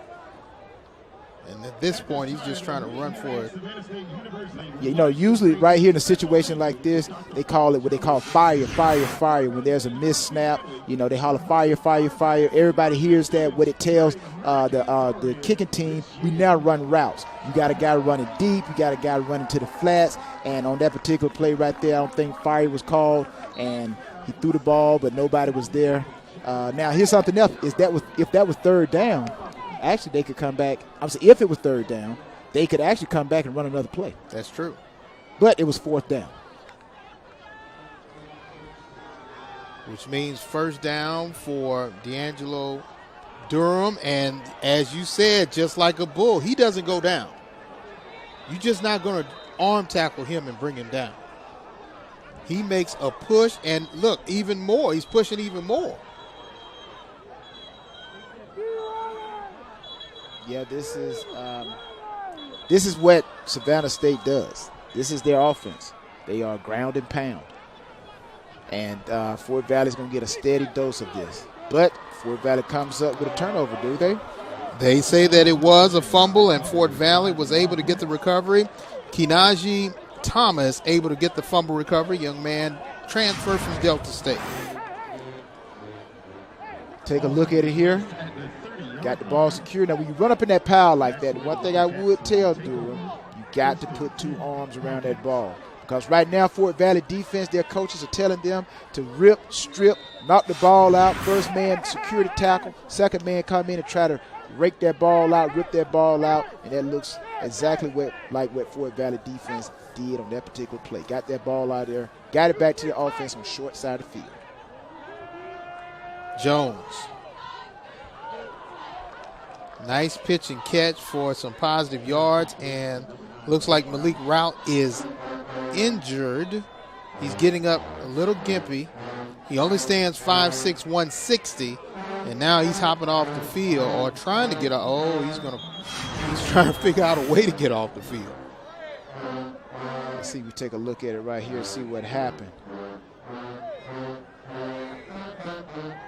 Like he just might have got twisted, got rolled up.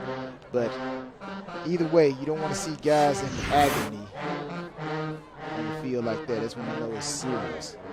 I think he was just hurting all over. It looked like a back, it looked like a leg, and if it was his back, it makes you feel like you're hurting all over. What did they say? I got a catch in my back and I feel a little dizzy.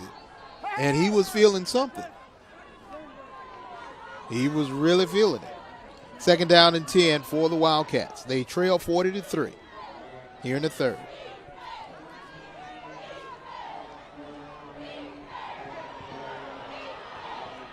Jones throws one into the end zone.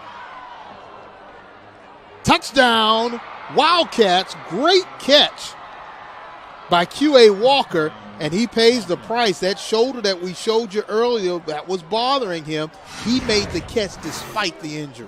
Heck of a throw by Jones here. This is what Fort Valley offense is going to have to do. He throws against the grain, against his body, but his arm is strong enough to get the ball in. Walker lands on that shoulder, but makes a heck of a catch, while Beach from Savannah State was all over him. Great play, but this is the type of plays Fort Valley State is going to have, and they better hope that they can get that guy, Walker, back into the game. We already saw him in the first half trying to get the trainer to put some more padding, and now he was able to get his first touchdown of the game and the first touchdown for the Wildcats. And he is still feeling it, but I know the team is very appreciative of him putting his body on the line as Jones was able to connect for their first touchdown. We'll see if they can add more right here on ESPN. We proudly bring you more of it. The new 911. Timeless machine. Fort Valley State on the board with a touchdown, and Q.A. Walker right there, who paid the price for the touchdown reception, nursing a left shoulder injury. He's in the injury tent as his team come to comfort him, but also congratulate him from getting the first touchdown. Now Savannah State on the return. Inaji Carter trying to find some room to run, and does, and gets out at about the 23. Yeah, again, we see QA Walker, question and answer, comes up with the answer, comes up with that catch, all while Beach is all over. Beach gets twisted, which probably keeps him from knocking that ball down, but a great throw by Jones, throwing across his body with his arm strength, getting that ball to QA, the answer Walker, and Fort Valley puts a touchdown on the scoreboard.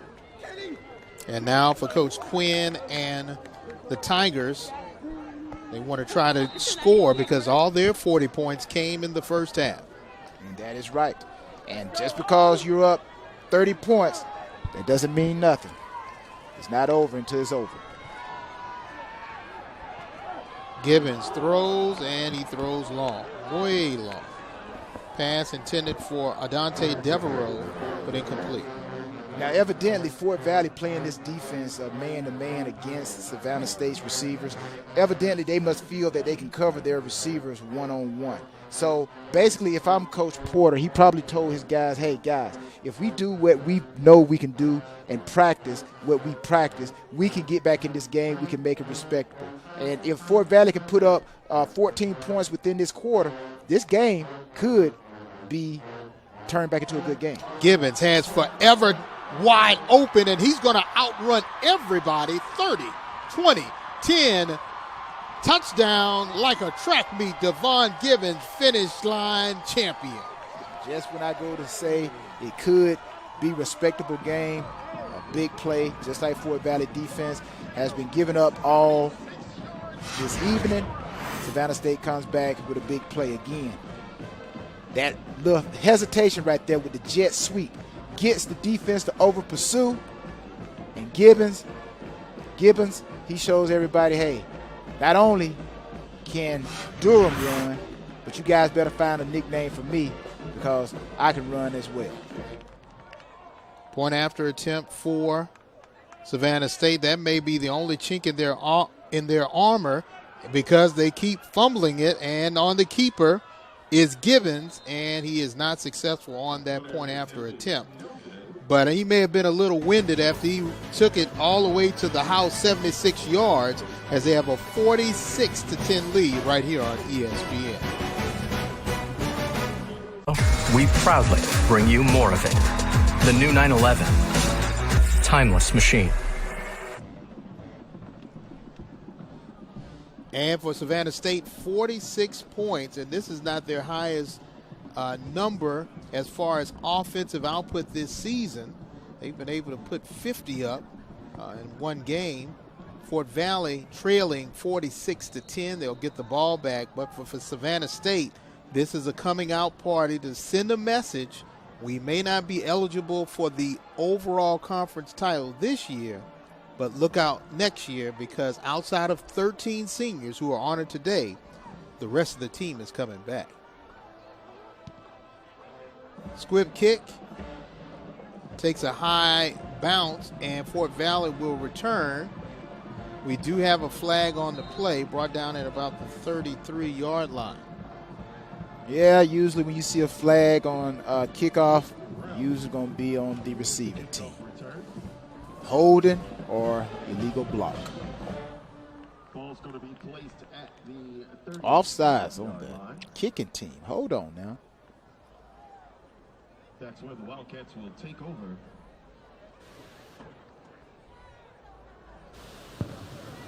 Offside. Kicking team, number 48. That 5-yard penalty is added to the end of the return. First down. Some good news for Coach Porter and the Fort Valley Wildcats as they were able to get an extra 5 yards after that offsides penalty on Savannah State. Savannah State kickoff team so geared up to get down. They offsides. They've been busy. They've Very definitely been busy. Devontae Jones, who has thrown a touchdown pass this evening, trying to add on to it, but this time getting some pressure on the backside, keeps it, gets beyond the line of scrimmage, eludes one defender and out of bounds close to the 50-yard line and the first down marker. Yeah, here we got Jones dropping back, feels a little bit of pressure, nothing really there yet, but he kind of gets ghost, runs out of the pocket, Nowhere to throw. Gives a little bit of a step move to the side. Picks up a few yards for the Fort Valley State offense. But Fort Valley is going to have to throw this ball. Running is not going to be the key. Jones is going to have to use his arms more than his legs. Inside run to Jamari Clark, and he's close to the first down, depending on the spot.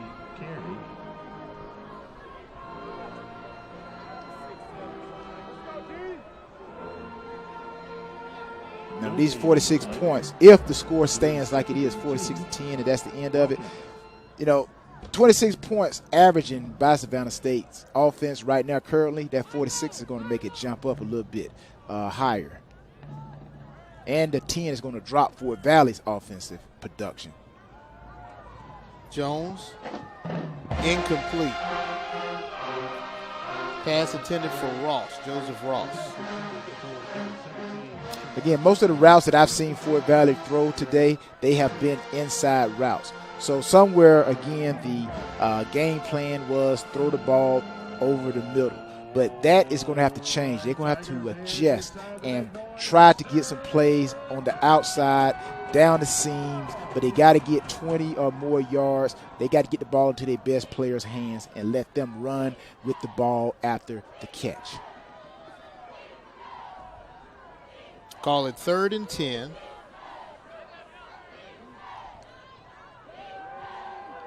Shuttle pass to Clark.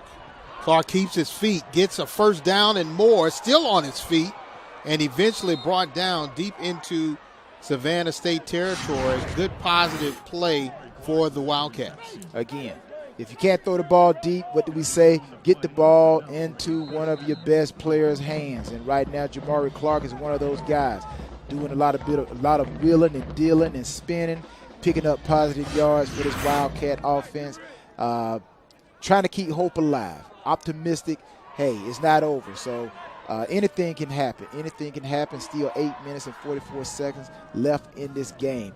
But got to get the ball into your playmaker hands, just like we're watching number 5 right there, Jamari Clark. Did a great job on that last play. Then they have a lot of Fort Valley faithful who made the trip from Fort Valley down to Savannah. Now, some people would say this one is over, but they are here rooting on their team in blue and gold. 1st and 10, ball at the 33.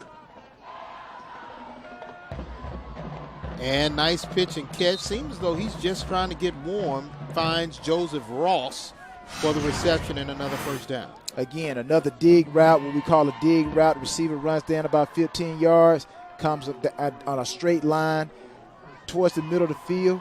Great throw by Jones. Great catch. Puts Fort Valley right at the 20, looking to try to score touchdowns to try to make this thing a little bit more decent.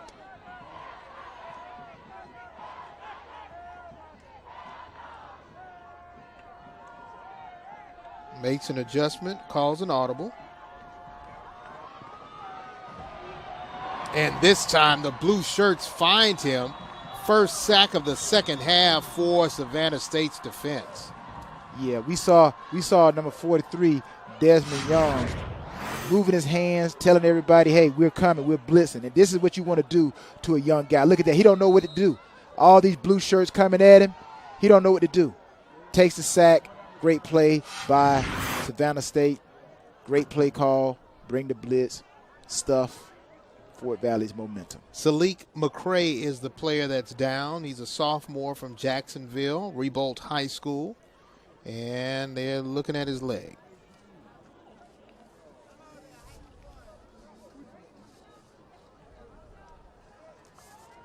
Stands 6'3", 275. He plays the nose position on that defensive front that has basically raised a lot of havoc on DeMonte Jones this evening. Yeah, now you know that nose.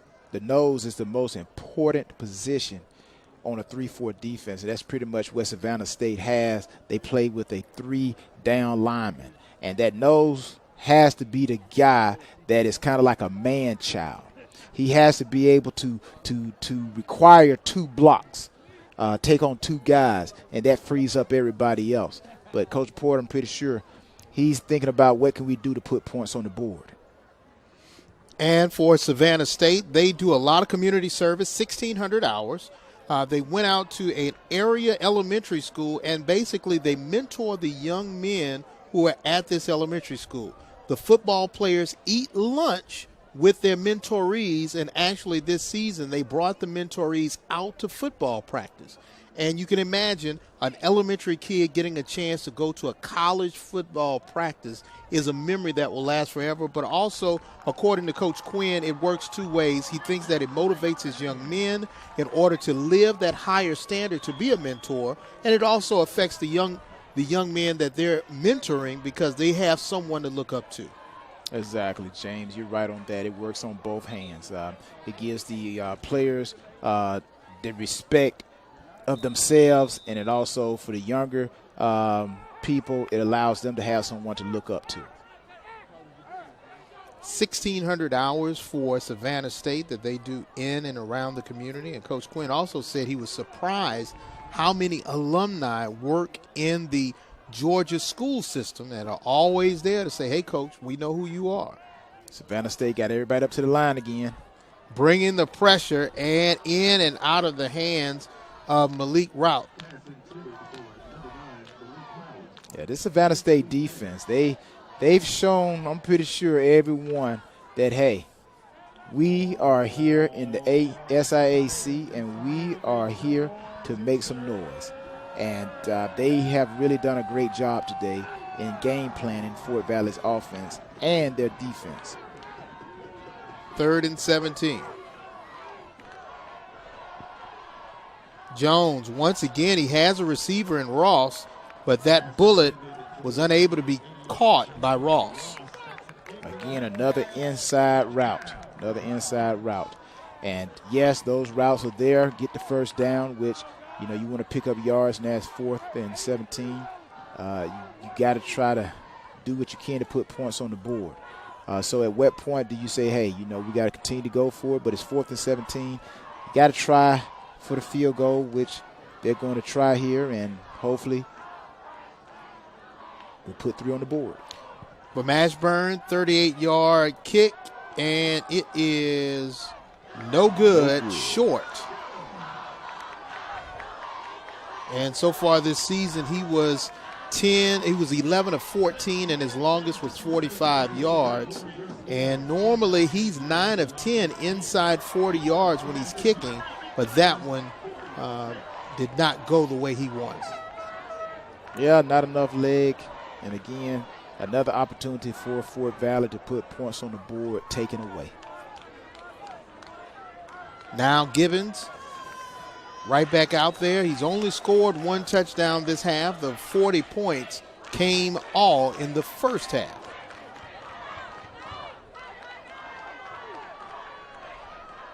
Gibbons able to scoot his way forward close to the 30-yard line.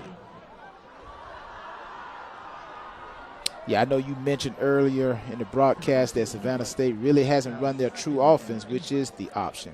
But on that particular play right there, they did try to run the option, but Fort Valley basically had everybody in position. They had someone on the pitch, had someone at the quarterback, and really that play gained no yards. Great play by the Fort Valley State defense.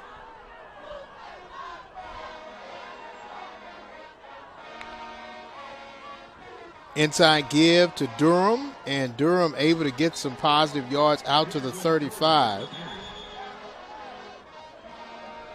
And this time he's trying to secure that ball. He's making sure he holds it right. Yeah, you're going to make sure you secure that ball now going forward because, again, Fort Valley's defense, they are going to try to rip at that ball. They're going to try to hold him up and let the second, third guy come in and try to take that ball from him. So this is where that weight room is going to come in. This is where all those curls and bench press and, you know, they actually do a drill where they actually have a rubber band on the ball. It's a big, thick rubber band, and they try to pull it out of the running back's hands. Durham able to get more yards as he is getting closer to 175 for the game. And he gets another first down, and right now he's at a little bit over 150. after that run. Yeah, this is going to also be intriguing to find out when will Savannah State allow some of the other young guys to come in and start playing. You know, at what point will Savannah State head coach Quinn believe that the game is pretty much in hand? Well, the one thing that you do have to remember, they're not playing to go to the championship game. So for his star players, you may want to see them get as much as they can because they're preparing. They want to win the East, but they're also preparing for next year when it's all for real. And again, like you mentioned, you got some guys who are seniors on this team, but also you have to prepare your younger guys. So if you want to get them game experience, this is the time you get them game experience when the game is out of hand, when you know that you got it pretty much in your possession. Give some of these younger guys some film so you can study them. Option play to Major Bellamy Jr. And he's able to display not only his receiving talents in tonight's game, but also his running talents as a back. And we haven't necessarily seen, outside of D'Angelo Durham, someone who is just so physically intimidating. It's just a matter of they've been able to get open, catch the ball, and for Gibbons, he's just been untouched when he's made big plays. Yeah, Durham is one of those guys actually that, you want to pay to play. Isn't it with the NCAA? Well, they're saying that it'll allow allow athletes to receive money for their likeness, things of that nature. We have a timeout for Savannah State, and when we come back, we'll see on a 3rd and 6 if they can continue this drive right here on ESPN. So, we proudly bring you more of it. The new 911. Timeless machine.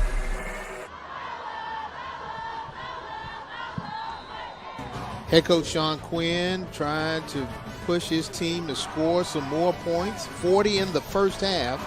Touchdown here in the third quarter. Now on 3rd and 6, they're going to try to run it and keep this drive alive, and they are. And Najee Carter, he's going to keep on going inside the 20, down to about the 13-yard line is Najee Carter. And once again, dual threat. He can catch it and run it with the best of them. Yeah, right here we see the jet sweep. Great play call. This time they give it.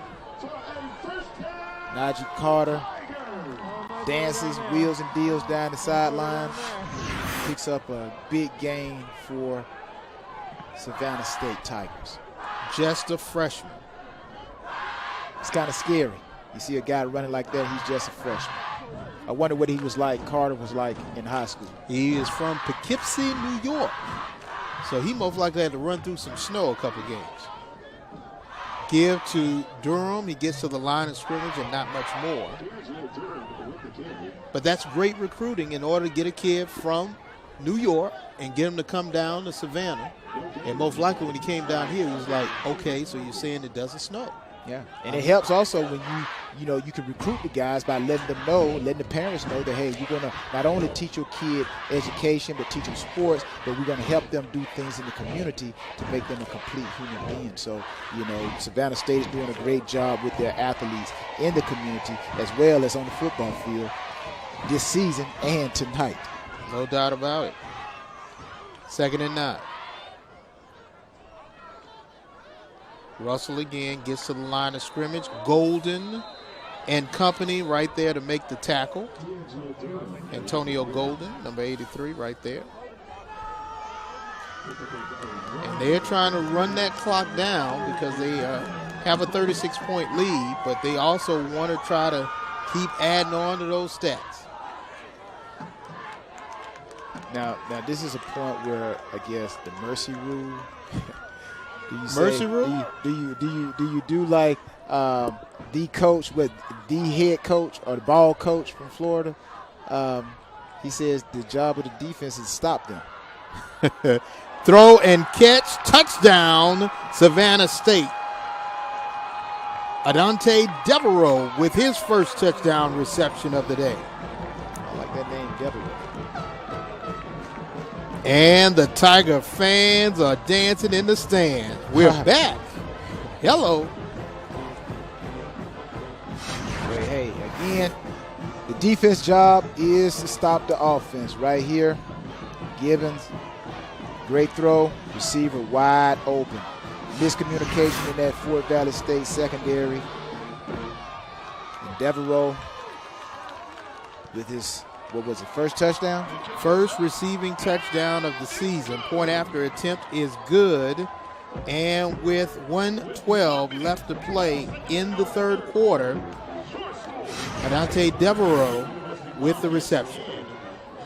Nice throw, looking. He looked to his left, quickly back to his right. Devereaux looks back, said, man, thank you. Thank you, thank you. My first touchdown. Did he keep the ball? That's the question. First touchdown, did he keep the ball? Well, I don't know in college they're going to let him keep the ball. I kept my balls. You did? They probably didn't know, but I kept now let's remember, you were playing defense, so you didn't score that often. Hey, you go back and look at my stats. Go back and look at my stats now. I wasn't the first rounder for no reason. Now, that's true. Coming from Division II. That's true. So I must have done something. Well, now that's true, but you were a cover corner.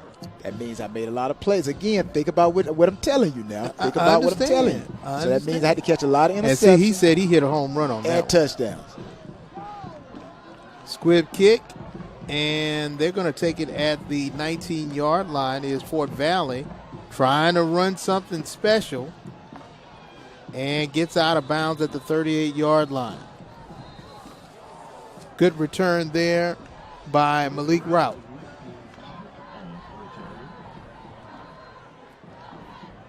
And got a little pushing and shoving going on, because you got to remember, Savannah State was picked to finish last in the division, and they're going up against a team that some people favored to win it.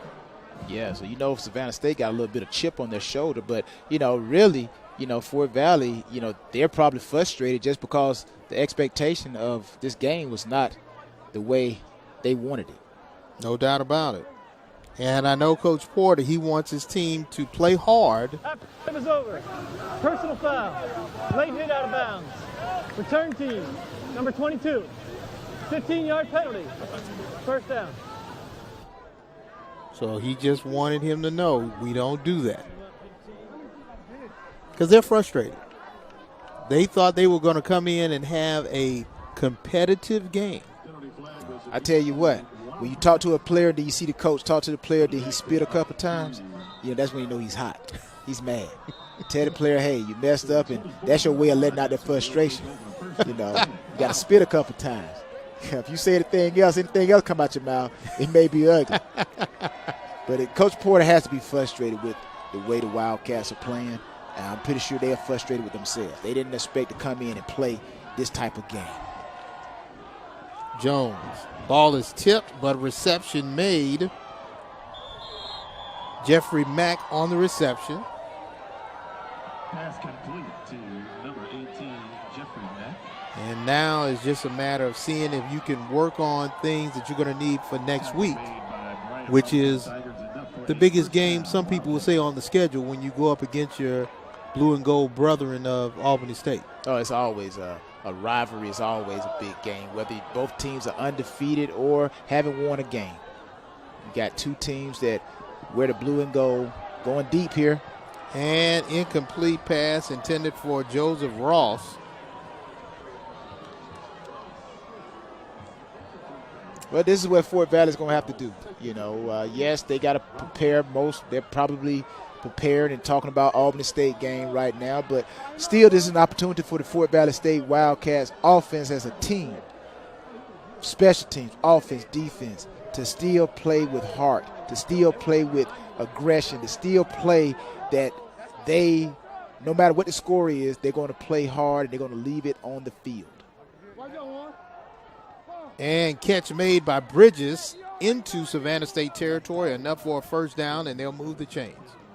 And you're going to see a lot of these plays here, like you see with Bridges, what Savannah State defense is going to do. You're not going to see them blitz too much. You're going to see them drop back into what we call like a prevent. They're going to give them the underneath throws across the middle. They're going to trade time off the clock for yardage, but they're not going to give them anything deep or try to limit them with deep passes.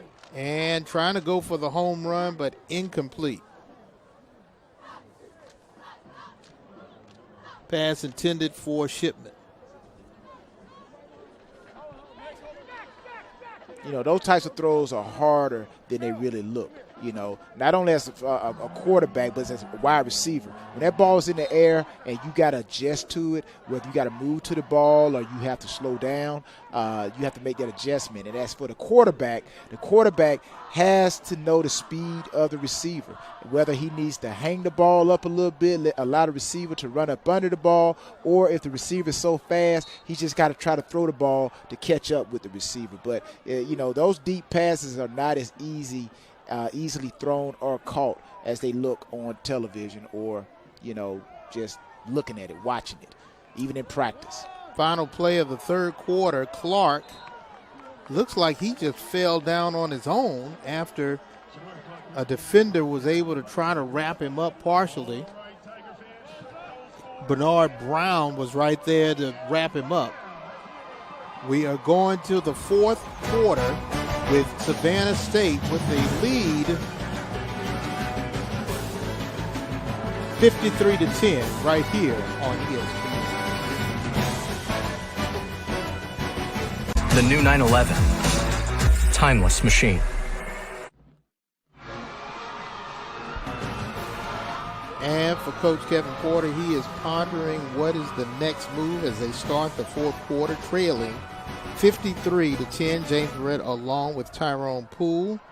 And for Fort Valley, it seemed like they came into an ambush, not anticipating the performance of their defense and not anticipating the offensive output that we have seen from Savannah State, particularly through the air.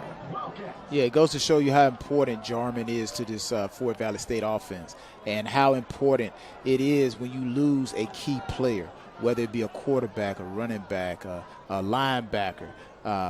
It doesn't matter. Your key players are the reason why you're 4-0. And without Jarman in the game, Fort Valley offense has really suffered. They normally averaging almost 38 points a game. Today, they could only muster up 10 points.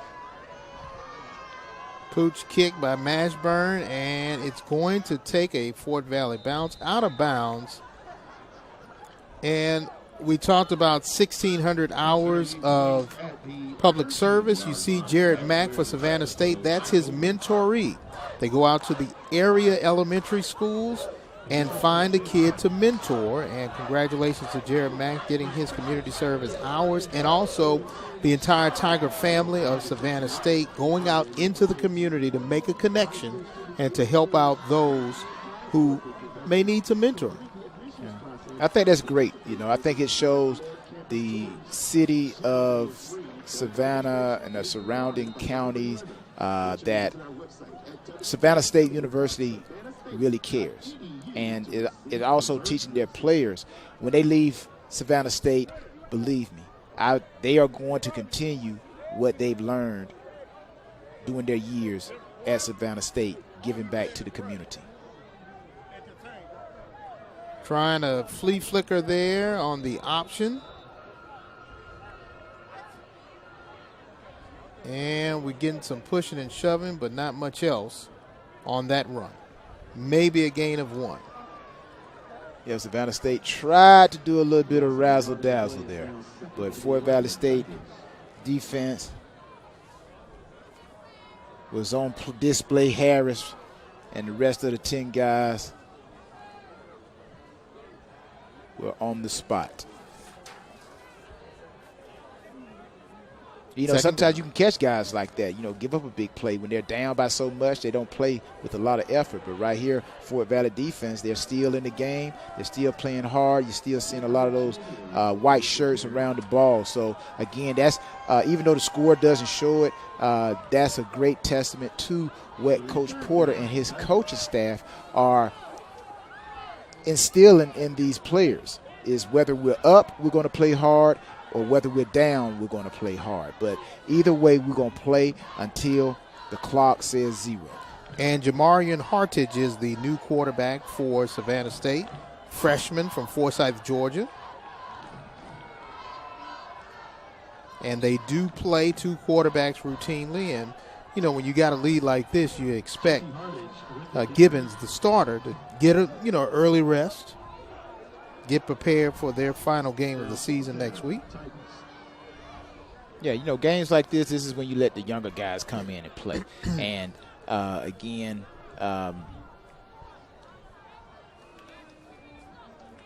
you let the younger guys come in and let them play and get a little bit of experience so you can get some game footage on them. And also it helps you with your recruiting because you're able to see what the future guys can do, and you know how to go and recruit for the years to come. Fair catch, and catch made at the 35-yard line with 12:35 left to play. We come back. We'll continue with the final quarter as Savannah State has a 53-10 lead right here on ESPN. The world's never gotten enough of it. So, we proudly bring you more of it. The new 911. Timeless machine. Guys, Fort Valley State trails Savannah State 53-10, 12:35 left to play in the game. James Barrett along with Tyrone Poole and DeMonte Jones in for the injured Slade Jarman, who was really a high candidate for Offensive Player of the Year, over 2,000 yards passing, has a broken leg and is out for the remainder of the season. Good carry here by Fleming. And he may have gained 1, possibly 2 yards as Marlon Fleming from Fort Lauderdale, Florida. Now, we talk about both of these teams. Fort Valley State 6-2, Savannah State 5-3. But talking about Fort Valley State first, and then talking about Savannah State. Fort Valley State next game is against Albany State, and with Slade Jarman injured, we know that Jones is probably going to be playing next week. Now, if you're looking at that game going into the Albany State Fort Valley State game, the Fountain City Classic, what are you worried about? Well, I look at the game and I look at Albany State, and Albany State ran the ball very well against Morehouse. They played Morehouse today. Tracy Scott ran for over 130 yards, and you got McKinley Shabaham. He had almost 100 yards. So right there, the run game, if I'm Fort Valley, I'm thinking about the run game, and Keelis Williams, he could throw the ball as well. So, Fort Valley has their hands stacked up for them, or full, should I say, next week with the Fountain City Classic. And for Savannah State, they go on the road to play in Jacksonville against Ed Waters College, who will be joining the SIAC in a few years. So for Savannah State, that will be a great ending to the season. And with the win, they will secure, within their minds, the Eastern Division, because they will be undefeated in the Eastern Division, even though they can't take that title to the next level, which would be the championship game. But for this team, this accomplished their goal to win the Eastern Division. Let me ask you this. You got a penalty right here. But let me ask you this. Savannah State, Central State, Central of Florida? Yeah, University of Central Florida. UCF. They were saying how they were champions and should, be. I wonder if Savannah State going to say the same thing. They beat Albany State. They beat Fort Valley. Mm-hmm. Or they saying, you know what? The team, whoever wins the East, really they're not the champion. We're the champion. Well, I from think a mental standpoint, yes. We beat them. Yes. We beat them. Even though they know that they are not the champion because of eligibility rights. But in their mind, Savannah State knows that whoever picks up that title for the East really holding that championship for them. Kind of like Muhammad Ali when he had to go to the military. And he didn't go, and they actually banned him. Mm-hmm. Whoever won that title, they were like, you know what? They know who the real champion is. So is Albany State saying the same thing? We're the real champion. Offside. Defense, number 92, lined up in the neutral zone. That penalty is declined. Second down. Turn down the penalty. So says Savannah State, what they say that they're the real champion. You know, Well, I think this is again, now from a mental standpoint, yes, not from a we know they're ineligible. Yes, but they beaten Albany State, and right now they're on the verge of beating Fort Valley State. Yes, and these two teams going to play next week for the East title. Yes. So, you know, if I'm Savannah State, I'm like, I walk around with a shirt saying that, you know, hey, we're the real champion. Anybody else from the East that say they're champions, they're paper champions. Right. Well, this is a dress rehearsal. Next year it'll be for real. Mm-hmm. You know, I think if any of the coaches were holding back anything, they saw, okay, we got something to deal with now. Yeah. You got to be scared of Savannah State now. Pitch and catch, and he's off to the races. Touchdown, Fort Valley. A.J. Shipman with the reception and score. Well, that'll make the highlight reel look a little bit better when they go to watch this film on Sunday when they report back to Fort Valley campus to watch. But here again, they've been throwing play routes across the middle. Right here, it frees up Shipman. All of his athletic ability to get that ball into the end zone for Fort Valley State. Not as too much enthusiasm as far as after a score, because, you know, anytime you're down like this, you really can't celebrate like you want to. But that's why you see those, you know, pats on the back with no energy, because you can't celebrate when you're down this bad. They've tried to close the gap, but it's a big gap to fill. They still trail 53-17 right here on ESPN. So, we proudly bring you more of it. The new 911. Timeless machine. And Coach Porter is pondering what is the next move, trying to get through this game and get prepared for the Fountain City Classic next week, which will decide who will represent the East in the SIAC championship game. And after the score, Savannah State on the return. Najee Carter, and he's able to get beyond the 20, right at the 20. And let's see where they'll take over. And Najee Carter and company able to put up 53 on Fort Valley, which were one of the teams favored to win the East. And now for Savannah State, a win here will give them the mythical Eastern Division title. They will be undefeated in conference play, which sets the table greatly for next year. Regardless who wins, it does. They will come in highly touted, knowing that they went into one of the hardest conferences in all of Division II undefeated. So I think everybody should get used to what you just saw right there. Savannah State is going to milk that clock. This is what they call the 4-minute offense. You know, you got your 2-minute offense and you got your 4-minute offense.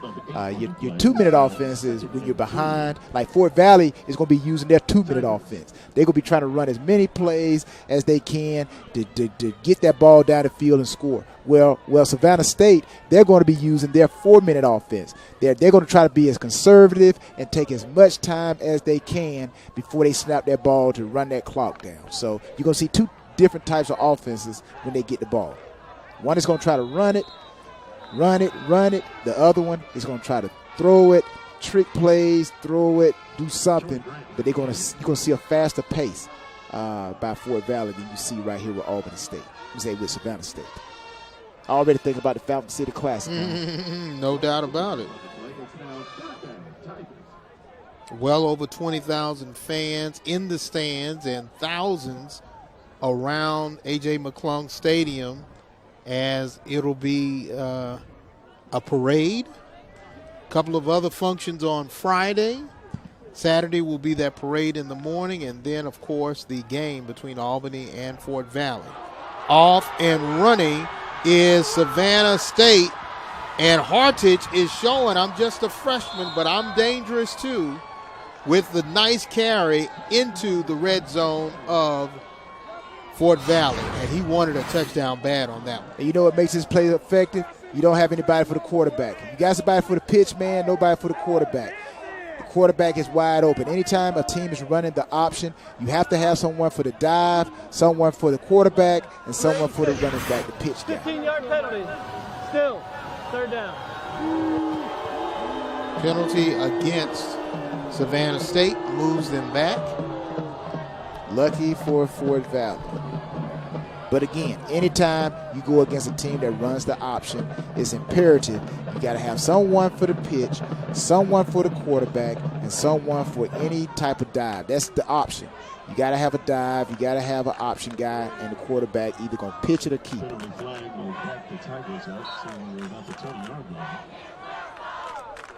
And the greater your athlete at quarterback in the option offense, man, the more explosive that offense is. No doubt about it. You and I grew up during a time when Oklahoma ran the option. They had a young quarterback named Try to put me in the Jamel same Howell. age with you, James. Well, I mean, you old now. I know that. I'm happy to be there. Great leap for Hardage, but you remember Jamel Holloway. Oh yeah, they made the option look like exactly. a dance. Exactly. I mean, he would pitch it 40 yards down the field. Yeah. And exactly, and that's the thing about the option. I used to play when I played in high school. We ran the wing T, the Delaware wing T, and they would always tell us. And I played the A back. You got the A back, B back. The B back is now considered the full back. The A back is kind of the tailback, halfback. But they would always tell us to keep running with the quarterback down the field because he could be running 30 yards from the line of scrimmage and boop. Flip it to you, and you take it on in for the last 20. But, yeah, that option, man, if you got a great quarterback, athletic quarterback, it's awesome. Lugo. And Fort Valley will try to return it. And now he's trying to find an opening and does not do that. He did actually get some positive yards and then lost it all when he tried to make the turn. Doing a little too much. Just catch the ball, get as much as you can. And, a successful punt return by a returner, believe it or not, if you can get 10 yards, they would always tell us, if you can get 10 yards, first catch the ball. Then if you can get 10 yards, that's a real positive return on the punt return. Tyler Moore was the return man for Fort Valley, and now DeMonte Jones in the last 7 minutes trying to work on some things to get himself ready for the Fountain City Classic next week. You can also watch it right here on the ESPN app. Jones. Intercepted. Savannah State with another turnover. And Walter Yates gets his third interception of the season. And they are hyped up. But, usually when the score is 53-17 on defense, we usually would tell everybody, hey, it's pick time. Who's going to get the first interception? Because they got to throw. And right here, Savannah State not putting any type of pressure. They drop it back into that prevent. And look what I got. You get turnovers, you get interceptions. For Jones, I'm pretty sure he didn't want that to happen. He's trying to make a play. But for Yates, he's like, hey, instead of saying Yates, yikes, look what I got. Looking for somewhere to run. Let me stop. Let me cut back. Somebody block for me. I want to score. But either way, Jones, errant throw right there. Yates, good hands. Good hands. Savannah State nullifies another Fort Valley State drive and has an opportunity to take more time off that clock. And we do have a injured player on the field, but for Jones, and yes, offensive lineman able to leave on his own.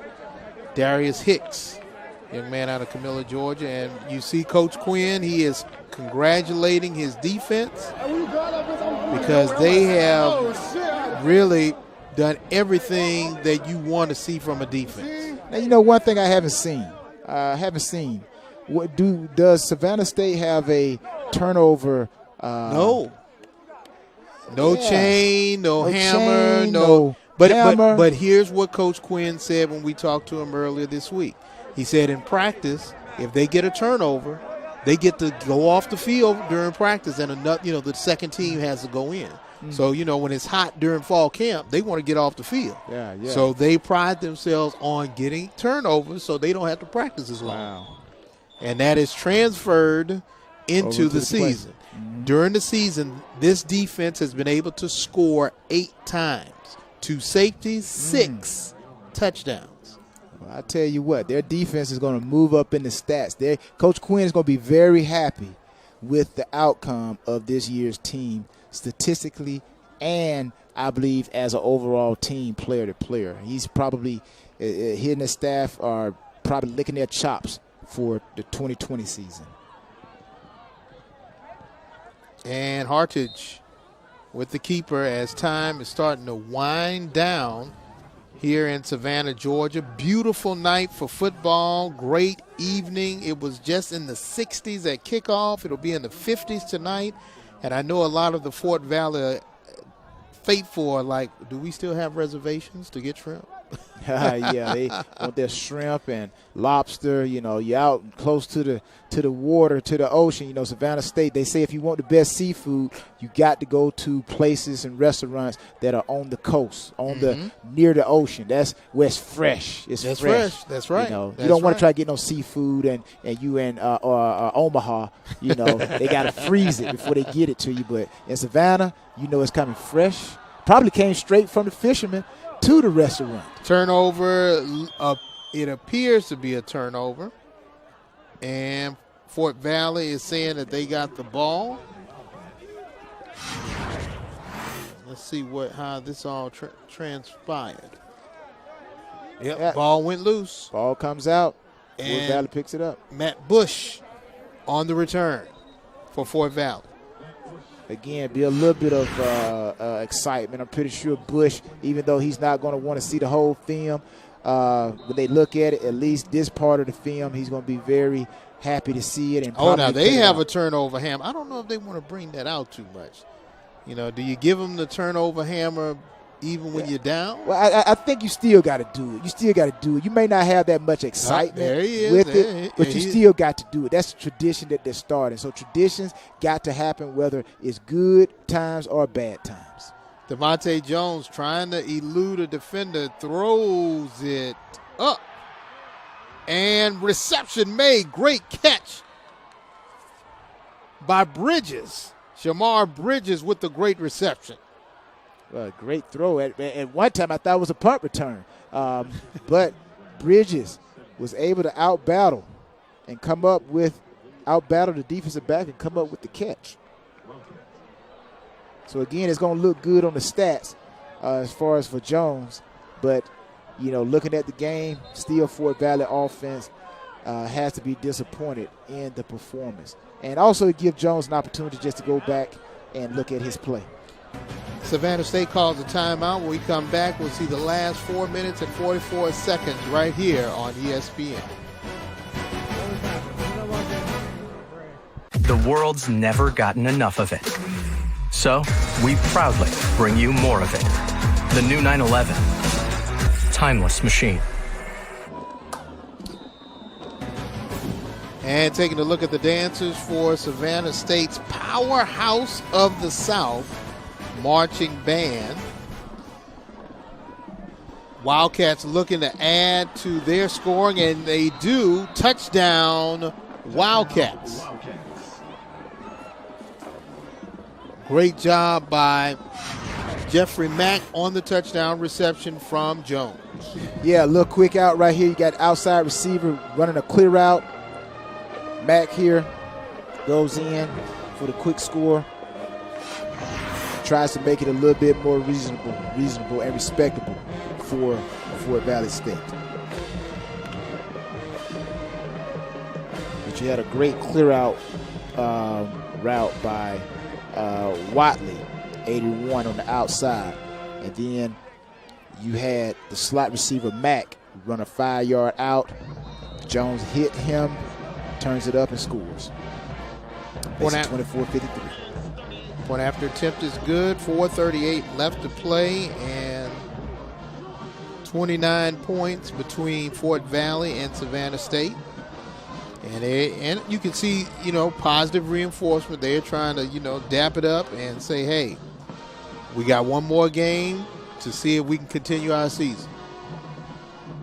Well, again, not the game, and we've said this time in and time out, not the game that Fort Valley probably practice on during the week. But again, for Savannah State, they're like, hey, we're just letting everybody know we're in the SIAC, and we're here to make some noise. And it was turnover city right now in the fourth. We had a interception,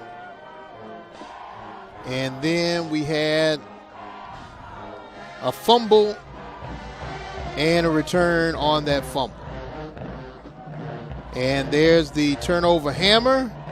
He's like, okay, I'm just going to kiss it, and what else do I Blue and gold. That's it. And Najee Carter trying to make something happen. He keeps his feet. Oh, and he goes down at the 35. He really saw some open field out there, but just couldn't keep his feet. Yeah, usually, this time of the game when everybody's down and, mentally everyone is pretty much checked out, this is when big plays can happen. And we almost saw a big play right there. Almost was a big play. But, again, Fort Valley rolls up. Savannah State back on the field. Watch out for that option. Hartage in at quarterback, spelling Devon Givens, who played the first 3 quarters.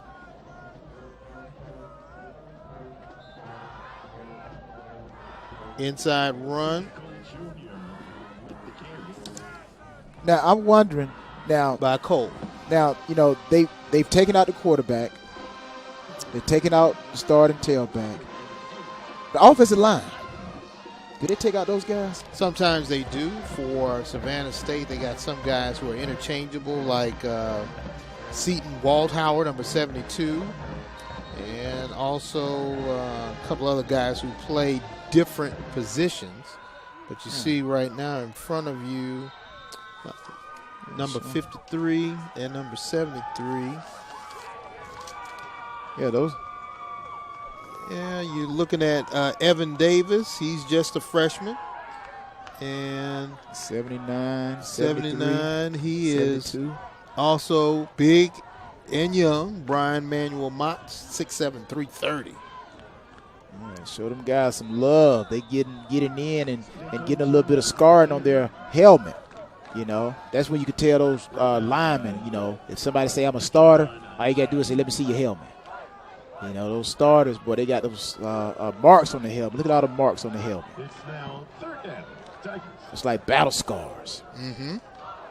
That's true. And that's the helmet of Seton Waldhauer. He plays left tackle and right guard. So he is a guy that's going to see a lot of contact. That's what they call people movers, right? That's it. All right, inside run, and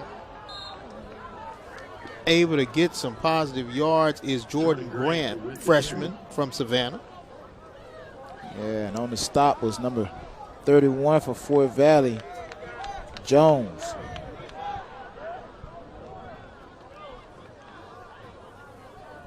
.5'10", 192 linebacker senior, playing in his last game.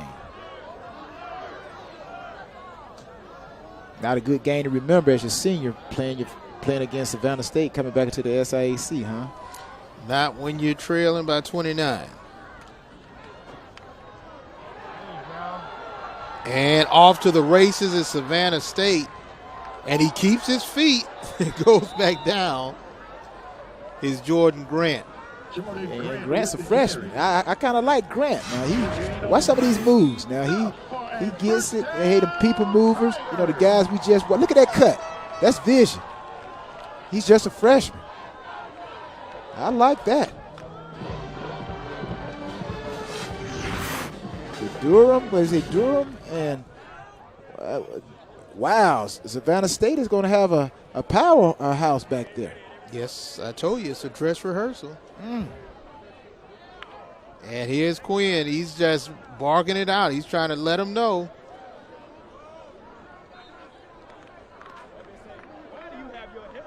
Yeah, that's when you know the game is over. He said everybody put their helmet on. Y'all got to get ready because we got to punt. You know when the game is over is when the head coach takes off his headsets. Oh, yeah. Coach Quinn headsets are taking off. His day is done. He's trying to make sure everybody else, hey, guys, let's keep now. You know, you got all the other team coaches laughing, so you know he said a joke. Mm-hmm. No doubt. But, yeah, Savannah State right here, they're in what we call the victory formation. You know, they got that long guy sitting back about 10, 15 yards behind the line of scrimmage and the quarterback. And his job, you don't see him in the picture, but his job is just in case that ball comes loose. Now, see, Fort Valley need to rush the quarterback, touch him. If you don't, there you go. If you don't rush, he's going to eat up their clock. But they got that long guy sitting in the back. And I don't know if everybody remember back when the Giants played the Philadelphia Eagles. Herb Edwards, you know, he picked up that fumble. That's why they put that guy way back there in the back now. So whenever that fumble happens again, there's going to be somebody back there. And for Coach Quinn, they want to get him wet. He's like, no, I want to go shake somebody's hand. And the final horn sounds, and congratulations to Coach Quinn and Savannah State. They remain undefeated in the East as they win 53-24 over Fort Valley State. And he is still, like it's a business trip, even though it's at home. He wants to shake some hands. But your final thoughts, Tyrone? Well, final thoughts. Fort Valley State didn't play the game they wanted to play. They got a big game coming up next week against a rival, interstate rival, Savannah State, Albany State, and Fort Valley State play in Fountain City Classic. One team is going to walk away with the championship. For Savannah State, this is a great welcome into the SIAC party for them. They were picked to finish last, but I'm pretty sure the odd makers are going to make this team probably the team to beat in the East. I think so. And for Tyrone Poole, I'm James Redd saying so long from Savannah, Georgia, where the final score is the Tigers of Savannah State 53, Fort Valley State 24. All games airing on the ESPN networks are streaming live on the ESPN app, or to watch the entire game on replay as well as other games in our family of ESPN networks. Log on to watchespn.com or download the Watch ESPN app. This has been a presentation of ESPN. Good night from Savannah.